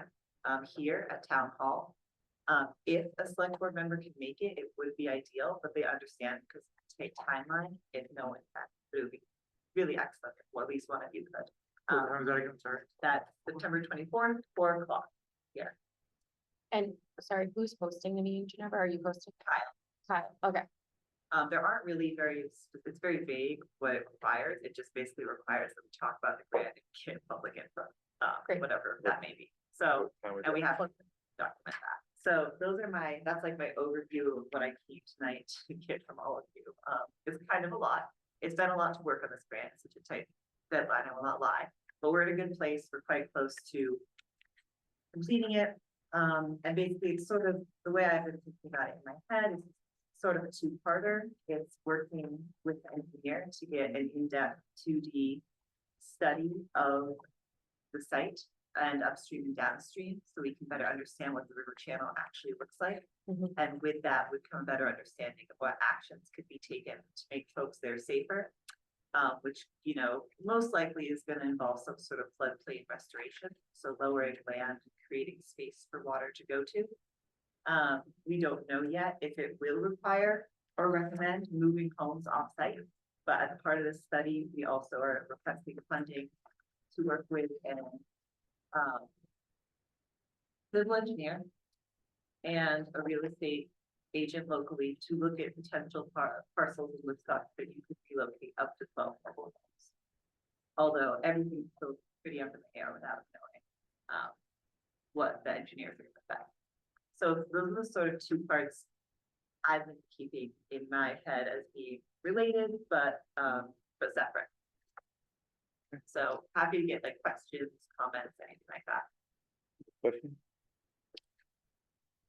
How much, for posterity, how much, is the range of grant funding available? I don't even know that I know they do the maximum. We are requesting probably about 210,000. Okay. This is a planning grant. There are also implementation grants, but I don't know how high those go. That's what I was gonna ask, because Those are way high. okay, yeah, I was gonna say relocating home sounds very expensive. Right, and this wouldn't cover anything like that. It's just planning. This is just the planning. Have you had any community outreach within the park already? And if so, how's that gone? Yeah, so I've been working with Carla Camel, our community care coordinator, the hub, some folks from the hub, Kyle, and Marie Canuto, who's our watershed planner. And we had a public meeting at the park on August 11th, which was really great. Talked about a number of things, just including like general safety and flood preparation. But we talked about this grant and the possibility of applying. And then we did a survey for folks who were there. We got 21 responses and all but 1 were in favor of us applying to the grant. The one that wasn't was a maybe, so I'll take it. Yeah, so folks generally seem supportive because it's not requiring us to take an action. It's mostly just learning more about what's getting more possible. information. Okay. Any other questions? Are we voting? We voted on this. There's a vote later down on the budget under the CDBR grant application. So the discussion then potential vote. I don't know, if you guys wanna vote on it now, you can, or you can wait till the vote section. Yeah, why not? Yeah. Is there a motion to approve or support the grant application from Sustainable Woodstock and Two Rivers? I will move that we approve the CDBGDR grant and issue the letter of support and other documents required to support the grant. Is there a second? I'll second. All those in favor? Aye. Aye.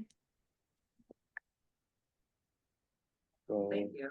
I guess I'll just follow up with Yes. yeah, there's a different document, and basically it's either now or at the public meeting, anything that you want to have go on record for the people reviewing it, in terms of supporting the project. Beyond this, which is weird, but they do ask beyond the letter of support, anything that indicates level of support for the project. Yeah, I think that's a great idea. You know, it's been an at-risk community in 2 flood events, and I think it's really crucial that we try to figure out a way to support them. Thank you. It's really helpful. Thank you. Thank you. You can send me the letter of support, the word document, and throw on a letterhead and have the chair sign it. Yeah, and you have the rest.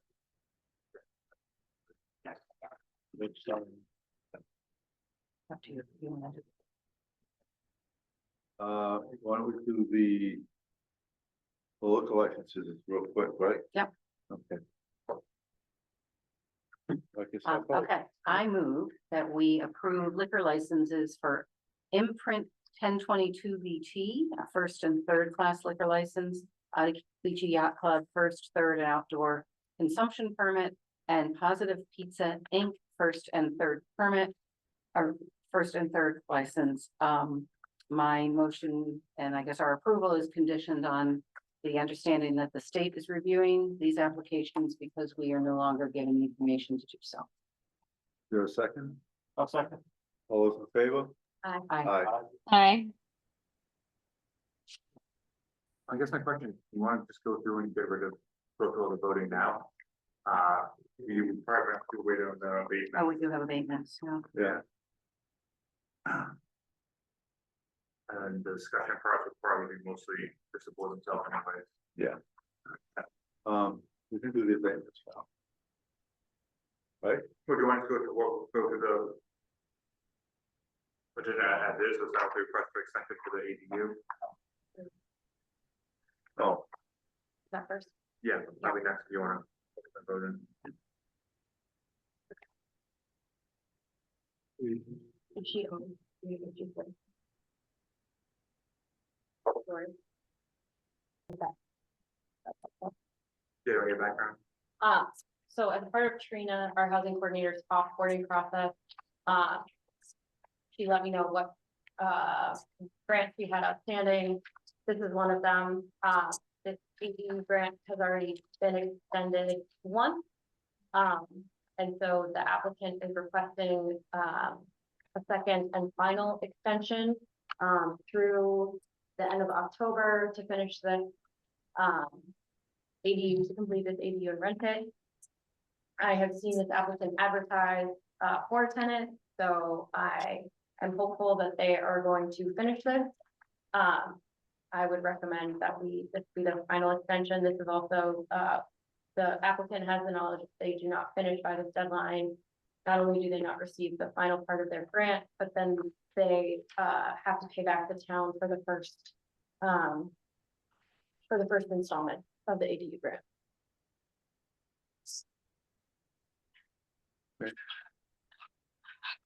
any questions? No, I think just for the record, it's money that was already budgeted and Yes. came from a prior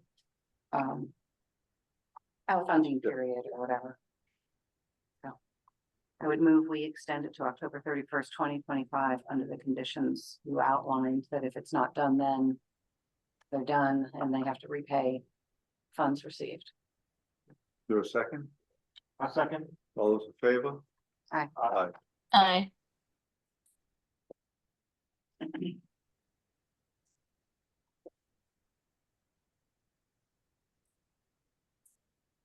Two abatements for us, I guess. Next is The the water abatement policy is next. So last meeting we discussed, we needed, abatement yeah. policy for the water department. The recommendation of the board was to use the same ones as sewer. So what we find in front of you is the sewer abatement policy with everything that's a sewer is changed to water. And it follows the same guidelines. That's good. Efficiency. One of the goals. So if there's any, comments, we can make changes, or if you want to vote on it, as you guidelines. it's up to you. I think it, Self-explanatory. yeah. Yeah. Is there a motion to approve the water abatement policy? I'll make a motion, we approve the water abatement How do policy I make, to mirror our sewer abatement policy and our property policy. Is there a second? Second? All those in favor? Aye. Aye. Aye. Water abatement is. Okay. Sewer abatement, 33 Central Street. Hi, I'm Will Ladd. My sister Eliza is on. We're the owners of 33 Central. So I'll keep this short and sweet. I think it's pretty straightforward, and we laid out the facts in our letter of September, or our email, excuse me, of September 8th to Ray and Susan. Essentially, we've been charged interest and penalties over $500 because the town continued to use the incorrect address. We provided it multiple times. We're informed by agents of the town that they had the correct address. We're going to use it. They didn't. We think that's manifest error on the part of the town. We would request that those interest and fee charges in the amount of $506.56 be abated.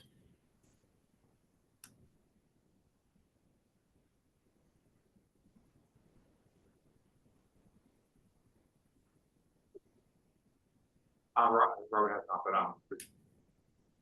I was at the original email, so I'm looking for this material now. So I would move we abate the penalty and interest based upon, our guideline that, if it's a manifest error of the town, that can be abated. Is there a second? a second? All those in favor? Aye. Aye. Aye. Thank you. Thank you very much. Will we be receiving any sort of documentation that these fees have been abated? And if we will receive documentation, could we make the request that they get emailed to us? Yeah, go reach out to Kitty Corus. She can send you the minutes. They'll have this goes taking place. There it goes. Oh. It's yeah, they bake for the. Okay. Okay, thank you. Thank Thank you. Hey, Bud? He was online. He had to go take care of something. But he's looking for abatement for This was hard to figure out. $30.96 at Hart Spring, $3.84.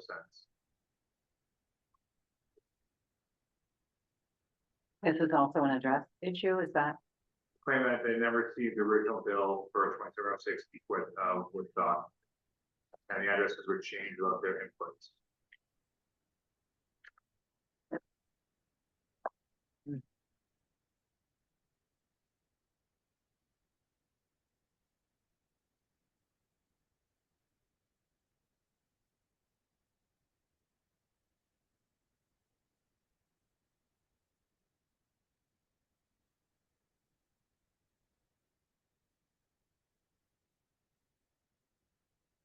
Sorry, this is Yeah. a long email chain that doesn't really.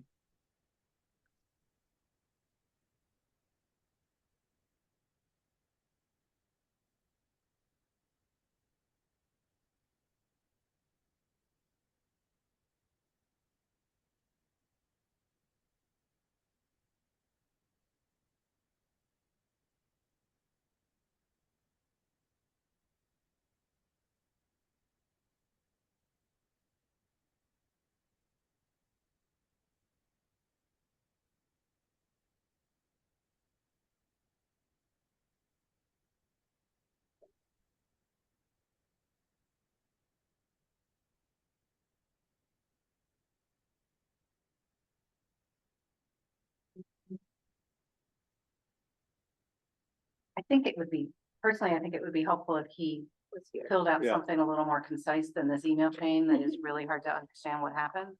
Yeah. So I would ask, I would move that we table this and get a better Yeah. explanation. Okay. I'll be glamour. Yeah. Okay. Okay. Okay, Email's going back to 2023. I think. Timothy Main, Yeah, good evening. I sent you an email, so you should have that in front of you. The short story is in 2023, I think it was February 2023, we had a pipe burst. We saw about 23,824 gallons of water empty into the house, into the basement. So what that water did not go down in the sewer. So I'm asking for removal of the penalties, a removal of the interest. I'm happy to pay in line with historic usage. And then also, you know, with the aqueduct, we were trying to get this whole thing sorted out with the water abatement. With that, would like to come to some agreement on the water bill. We've been trying to get this resolved now for, you know, almost a year. So we're trying to, you know, figure out how can we get this put behind us.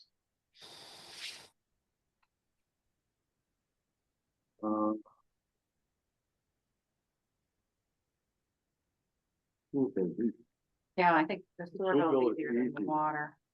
the water.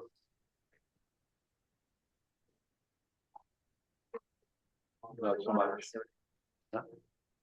No, because it was paid to the aqueduct, so we don't have a fund. So it's hard for us to return money that we didn't receive. Yeah. I think the bill's carrying over to the town is what's happened. So I haven't paid the bill. We were trying to get it. I kept paying in it, you know, consistent with historical trend. What our monthly bill was like $60. Trying to get this thing resolved, but you know, especially once they decided to sell, we just couldn't get any attention.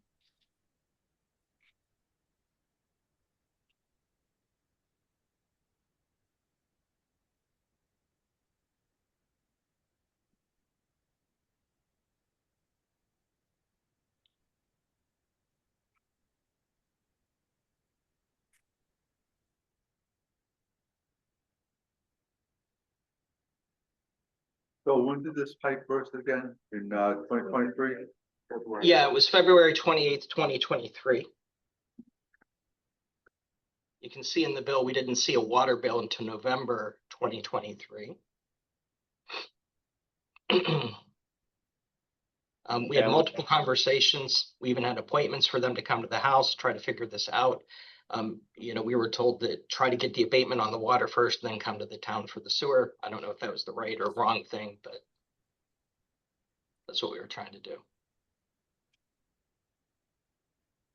So just focusing on the sewer, what was your typical sewer bill and what was it? I gave you, I think there's a copy of the historical sewer bill. Okay. It was Ashley provided it and I attached it to the email. Yeah, I have it. And so, You know, you know, I'm good with paying the highest amount, you know, whatever that was, you know, again, I'd just love to get this put behind us. so the highest we had was 642, and am I correct that you were billed over 4,000? Yeah, it looks that way. Yes.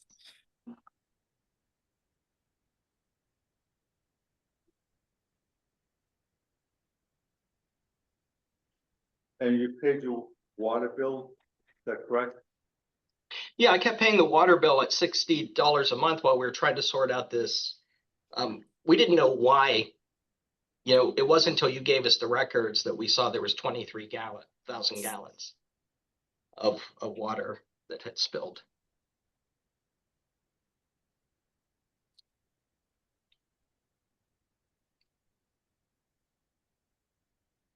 So I guess I'm trying to figure out. What are you looking for the water bill? Just to come up with a number, you know, that's really what it is. Okay, have you paid the amount? No, I have not. I'm looking to pay it. That's why we're here is. Okay. Yeah. We're looking to clear this up. Okay. Yep. So I'd like to be able to pay both the sewer and the water, send you a check, and then let's be friends. Well, it depends how big the check is. Any other interests? You have a training in it? I did, Okay. I flunked. That was hard to find. Yeah. All right, so considering that there's been we're not refunding any management paid to the aqueduct. I would entertain a motion to have the sewer bill reduced to 642, and the water bill to whatever the usage was. Historical usage. And you can work that out with Robert. Robert actually is. Yeah, or Robert or Ashley. Okay, what's his, how do I spell his last name? Densmore. Densmore, okay. Went to, yeah. So Okay, is there a Robert Densmore.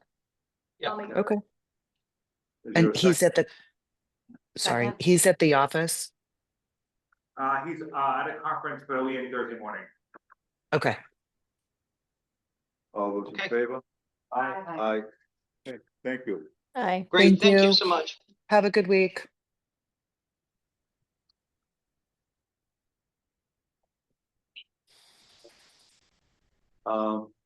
Fireworks contract.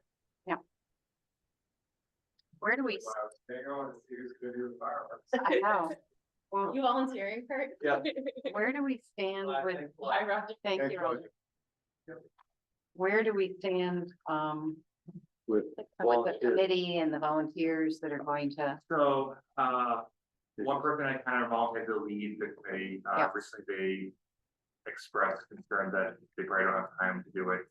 We have a meeting scheduled at 3 o'clock this week at, OSC actually. So I can only be there for half an hour because I have another meeting, but we're trying to get everyone who showed interest in being on power committee together to discuss this. So I should have more of an update on Thursday. We did express to the people who've been interested that their cost has gone up significantly from last year. And so they're aware of that. But they have to fundraise the balance of whatever we didn't. We didn't. Right. Right, If that's the guidance, then yes, if that's what they'll. I'll know. that's what. Okay. Well, I think we I have think four, we we need- had 4 people interested, at least by my count, that were interested in the committee. I can pull up. I think we need to find out before I would wait till next week and find out what happens with the meeting. Well, is there a risk of not approving this today, I guess? Because it seems like folks want the fireworks. Yeah, but we need somebody who's gonna do it. I know. And to be clear, the fireworks would be on July 5th. Which is a Sunday again. That's what, yeah. Well, everybody, because it's a significant historic date, people It's got the Yeah. dates before Eric even became our municipal manager. Yeah, The ability to have it on July 4th was gone. yeah, what are we calling it? It's not the bicentennial. The job opportunity. Yeah. I can YouTube everything I need to know about fireworks between now and next year. So but- there is a joint meeting on the 29th. If you want to vote, or I want to vote on this, so there's an update. We can, I mean, I think we could sign a contract, I don't have it in front of me, but there is, I think if we cancel the contract. 30 days, it's a 10% void. Oh. No, if we cancel it more than 30 days before the display date, we have to pay 10% of the contract. So we lose $1,800. If we cancel it before the 5th of next year. Before, yeah, Before June 30 fifth. days. So there's no harm in signing it. Well, I think Laura's right. Let's make sure there's a. Yeah. Because we're not gonna do it this year and we're not gonna pay $18,000, so. What we're finding out on in the village side is people volunteer to do something, and then when they realize How much work it is? how much work it is, they don't want to do it, so it falls back on my office. The people said they wanted the fireworks, though, I'll say. So- I'll say that. And Unfortunately. if, you know, Right, different right. power companies that were, you know, always have emergency meetings with the signing Yeah, contract. okay. Yeah, I would have your meeting and see. See how if there's much gonna be interest people that there are is. gonna do it. I think we've made it clear that it's not gonna be the municipal manager's office this year. Yeah. That's not on our list of goals and objectives. Oh, we do that before we go into executive session. We have a few We things. have a few more things. Okay, so You don't care about Bondell? Oh, that's right. I skipped over that, because I thought we done. Yeah. So we're going back up top. Yeah,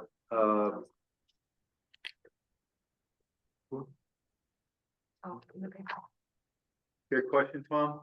Yeah, I can wait until, just before you go into executive session, I just had a couple of quick questions about the marketing discussions for this evening. I can give them to you now, or I can wait until after you're done with the rest of the agenda and before you go into executive session. Tommy, do you want to just email me? I can answer them by tomorrow morning. Yeah, because I obviously have to turn the article in. It's for this week's issue, so whatever you prefer. They're real quick questions. So if you could address them now, that would be helpful. It's at the board, and I'm happy to answer emails.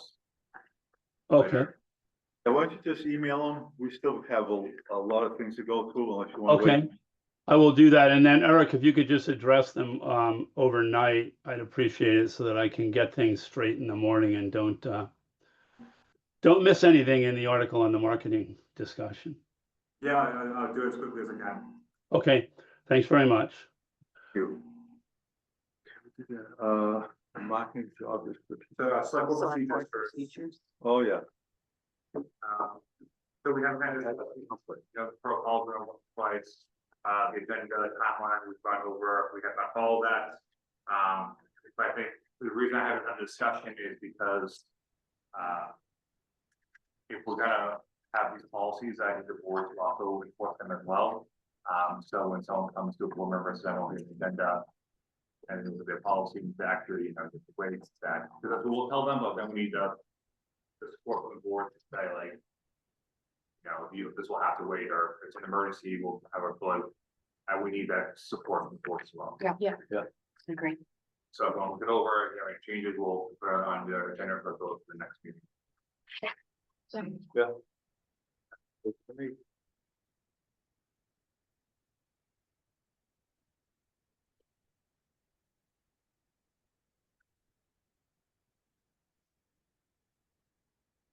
Marketing job description. Yeah. Oh. So. We discussed a little bit earlier, the marketing committee, just curious, kind of working under the EDC. Select board meeting through marketing discussion. As we kind of transition away from, with the select board having, protocol of the Roman board, Roman. Economic community and development fund. There we go, yeah, thank you. This is kind of operating on our own with some direction from me. But I feel it's good to walk through here for the market committee, for the board, kind of talk to her, maybe have a conversation of what you want to see her doing. She can try and kind of fill you in what she has been doing. So we kind of come to a clear guideline of how best to use the skill sets. So just, you want to kind of talk about what you have been doing, Yeah. what you like to do, and then what board can. Sure, I have files down. Yeah, so, I will say that what the role was described as when I took it and what it is now is very different. It was a very plain and simple digital marketing, do a blog post, do an email, run the Instagram, like that's what the role was. And I expanded it far beyond that because quite frankly, that's what the town is. And so all of that, starting from last spring to now, is kind of the culmination of all these things that we've been working on. Obviously, the marketing communications group is a big part of that. Building the new website, which has been taking up a lot of my time. But doing all of these things to create a strong foundation for a marketing and a robust marketing and communications program, which in my view is not strictly tourism focused, but community focused and centered as well. So day to day, it looks kind of different every day. It really depends. I still do all of the digital marketing, so all of the social media. Eric and I have gone back and forth. There was really no policies or anything in place when I took over this role, which concerns me, particularly since I'm being paid by the town and I don't want to put the town in any sort of situation. So I don't know if those have been finalized. I really think they should be looked over by an attorney, but just having some policies and procedures in place, particularly around managing digital platforms. So what we're posting on Instagram and Facebook, how we're managing comments, what's going on the website, how we're moderating comments that we're getting on Instagram and Facebook, things like that, what we're posting, what kind of language we're using. So I don't know where that stands, but that's something that I've also been working on. And then a big goal for me is to improve management and communications of our events. I would love to come up with some procedures and protocols for all events townwide so that things look a little more structured and people have some direction and sort of an idea of this is what is expected. If you're going to have an event, here's what you need to know and what you need to do, what you have to have in place. Here's resources that are available to you, and also just maybe some cross collaboration between organizations and events, because I feel like a lot of people, I think there's a lot of like doubling up happening. There's not a lot of resource sharing when there could be. So there's a lot of activity done. A lot of these things are being done by volunteers. So any way we can make things easier and more streamlined, I think, would be great. As I mentioned, the website, that's been a pretty big undertaking, which I knew it would be. And I think that will continue to be a big chunk of the work moving forward, because if we really, I think Roger made a lot of really good points. I think our website needs to be a lot more robust. A lot of the things that he mentioned actually are there. You just can't find them. And so that is a big goal with the new website, is making things easier to find, easier to navigate, more streamlined. And then as we move forward, I'm hoping that we can leverage this marketing committee as well to really improve and create a more robust content plan for the website. What else? I mean, I don't want to, I feel like we've been here a long time. I have a lot of ideas about what we could do. I mentioned to Laura some ideas I have for how we could potentially raise some money so that the marketing group could also be kind of paying for things that kind of fall under the purview of marketing that we're finding fun. Like, I know Wassail needs money.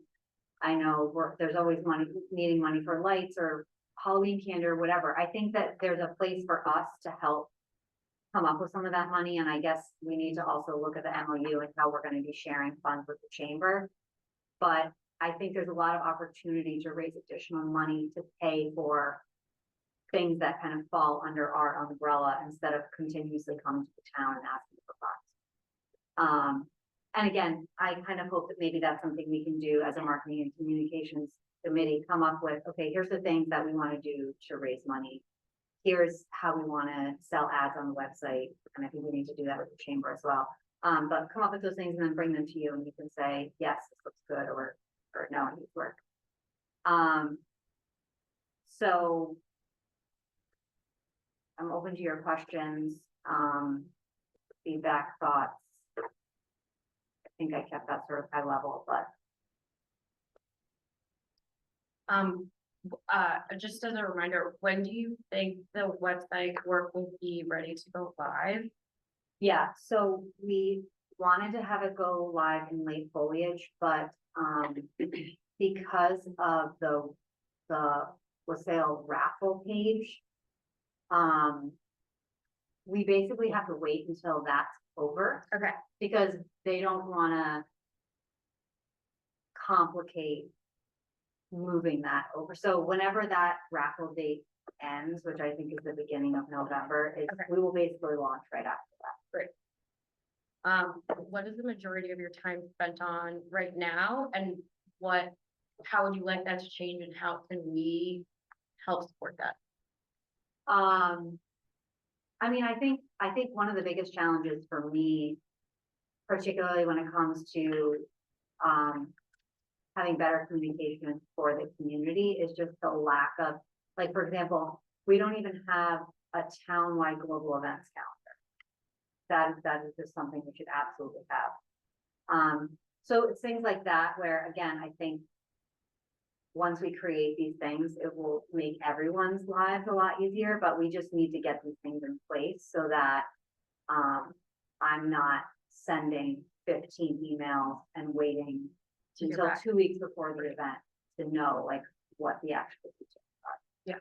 So, and that also, I think, lends itself to having some maybe a little bit stricter policies and procedures about people who have events and how they're. Okay, so maybe like as an agent of the town, when we get, or the village gets permit application for an event, we can make sure, like as a next step, to coordinate with our marketing coordinator. Yeah, but I think to your point, that people can just put anything on the event calendar. Yeah, but Well, that's a separate thing. And that's not gonna happen. Right, now. that we took care of in the MOU. And well, and also the new website, there will be a form submission, so people can submit it, but it's not published until I go through it and look at it. yeah, but in terms of like the organization piece of it, was that helpful? Yeah, so, yeah, that actually probably would be. Okay. I mean, that's. Yeah. Is there any more direction from the board that you want?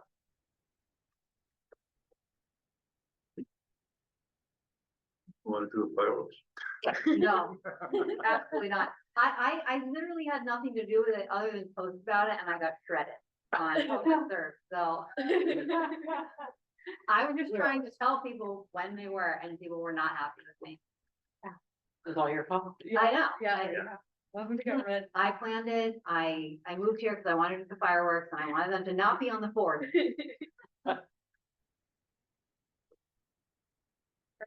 Yeah, and you have a job description or? We'll work on it. Okay, yeah. Probably to fix it a little bit, probably like Yeah. here a lot. Yeah. Just so. Well, I know Ray is dying to get on TikTok, so. So to that point, the reason why I started our handle just to save it, but I spoke to, the woman who runs, Burlington social media. They are on TikTok, but they are not, they're funded by the chamber up there. And she said all of the state agencies have a strict policy of not being on TikTok. Oh, interesting. And I don't know why, but so I said to Eric, like, let's just wait and not just hop on there just because. Oh, we have the handle in case. We have it. Okay, thank you.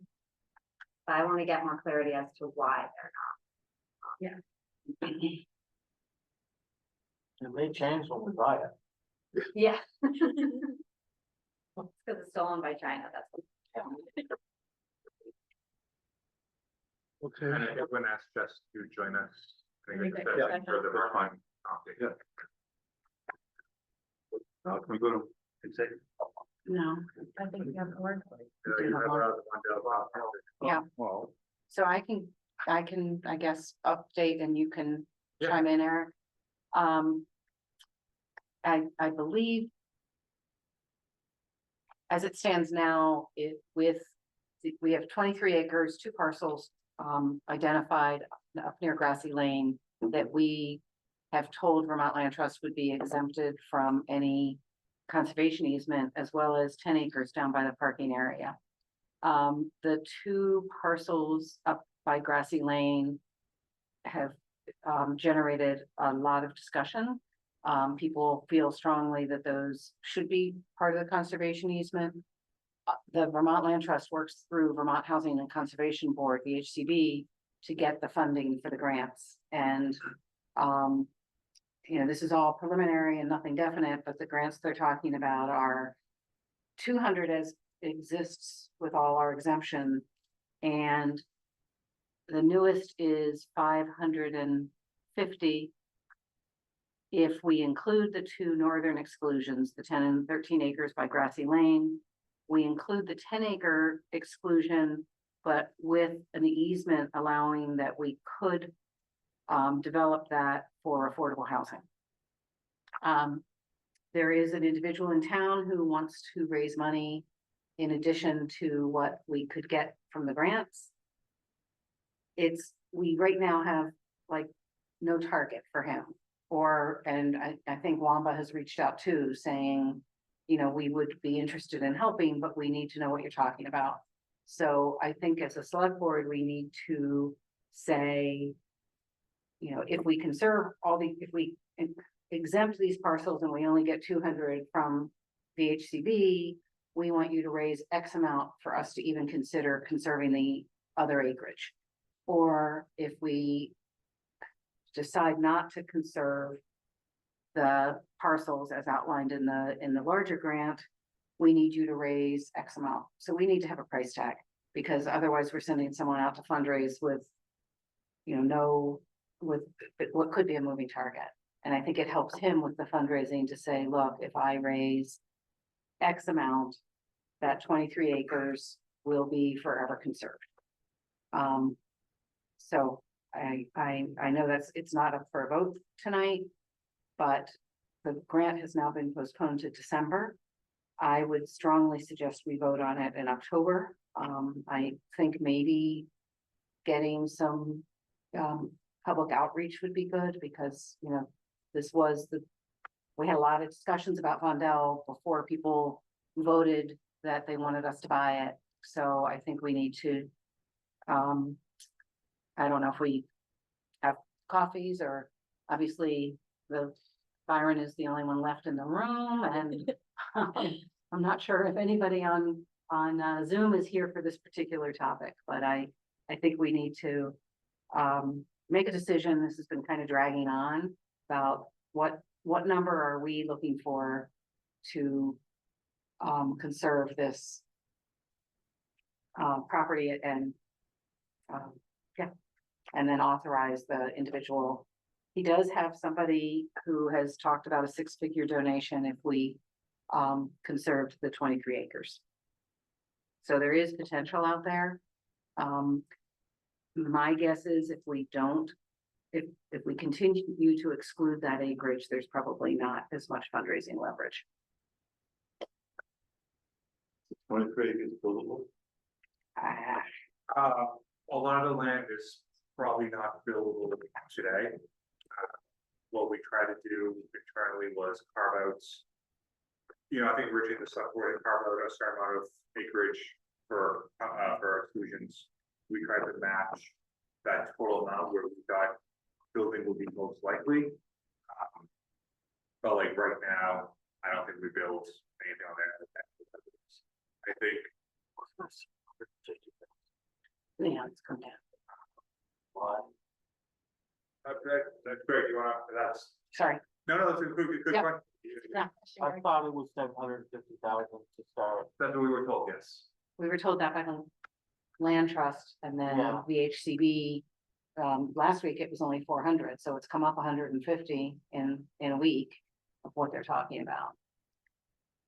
But they want us to exclude or Yeah. conserve.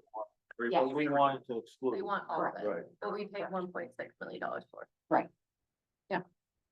I mean, you know, I don't think anybody thought when we bought it that was going to be a highly developable parcel. No, You know, but most No, of it it is just wet. gave us some money if we want to sell Exactly. something. Exactly. yeah, I mean, I think that, and Susan, thank you so much for continuing this conversation, because I know it's a lot of things to coordinate with various parties. I think the question for the community, because I think the original solution worked just because it achieved multiple things at once. We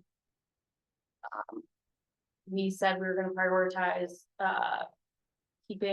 having access to a water source, prioritizing recreation, and then also giving the town flexibility in the future as a landowner. I think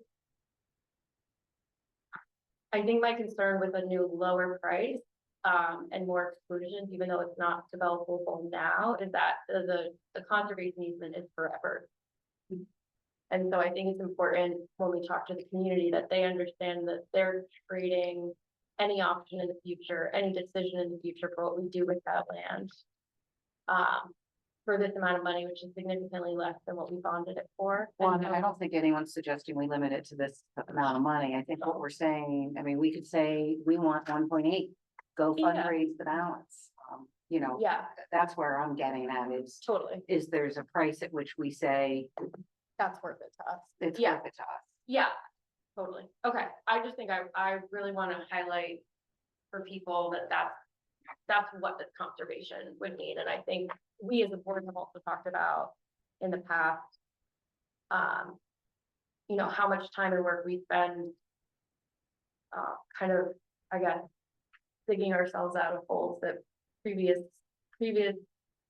generations of woodstockers maybe have accidentally or inadvertently dug. And I would really hate for us to, yeah, I just think it's really important that people understand that a trust is forever. And kind of what that means in terms of us as a landowner. Is there any, besides the grant being in December, is there any reason we couldn't go back to the land trust? Like next year or the year after, if we wanted to, if we decided to conserve like later? Or it would just be a matter of the fundraising? Yeah, Okay. you know, my concern would be, I went to a fundraiser for the Connecticut River Conservancy, and they're worried with federal cuts in all areas, that donated money is going to start going, you know, people who maybe gave to land conservation may start be giving to food banks and other areas where the federal government is cutting. So, you know, I worry a little bit about that climate as well as their funding. Yeah. So Okay. I'm just throwing that out there, that I don't think the donation or the nonprofit picture is going to improve any. Yeah. Well, I think to Greg's point, the original offer I felt was, which was $750,000. Now with the carve out, I mean, I think we should, my instinct is that we should start higher, but I think we should wait to have public feedback. Yeah, no, I agree. I want 750 back. You have that guy's email. Okay. And again, I think that was the land trust Yeah. saying, this is what we applied for, this is what we're Yeah. hoping to get, and then VHCD. I mean, at this point, I'm not so concerned about having land to sell, my own personal opinion. If it's all gonna be conserved, if we can all use it the way it has been. If we could get more money. Yeah. I would be concerned that if the day ever comes that we have to put a pumping station down at that end of the reservoir, we have someplace to put it. Well, I And that's think why the it was conservation carved out, we easement could. would, Yeah, but I also think the conservation easement would make, you know, we would be involved in that drafting to make sure that any future water needs are exempted. So, Yeah, I think it's very important to give like money now. Or control later. control later, or Right, now, yeah. exactly. We'll go about that, yeah.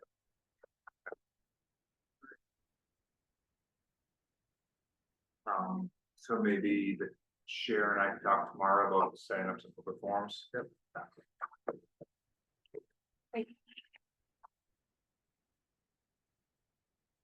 how do we go into this? Yeah, you wanna go in, I guess the legal. I had it up and then it lost.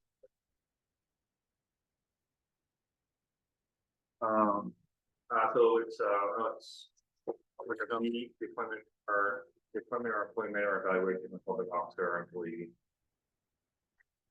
What number? It's under B.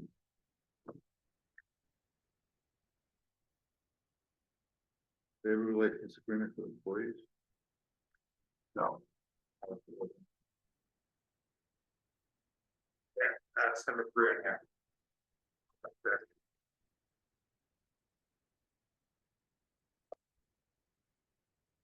I'll consider a motion to enter an executive session under 1 VSA 313 to discuss the appointment of or evaluation of public officer or employee, provided that the public body shall make a final decision to hire and appoint a public officer or employee in an open meeting and shall explain reasons for its final decision during the open meeting.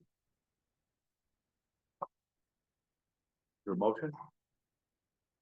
So moved. Your second? Second. All in favor? Aye.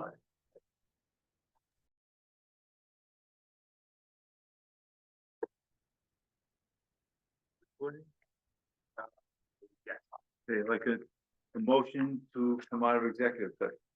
So moved. For a second, Second. all those in favor? Aye. Aye.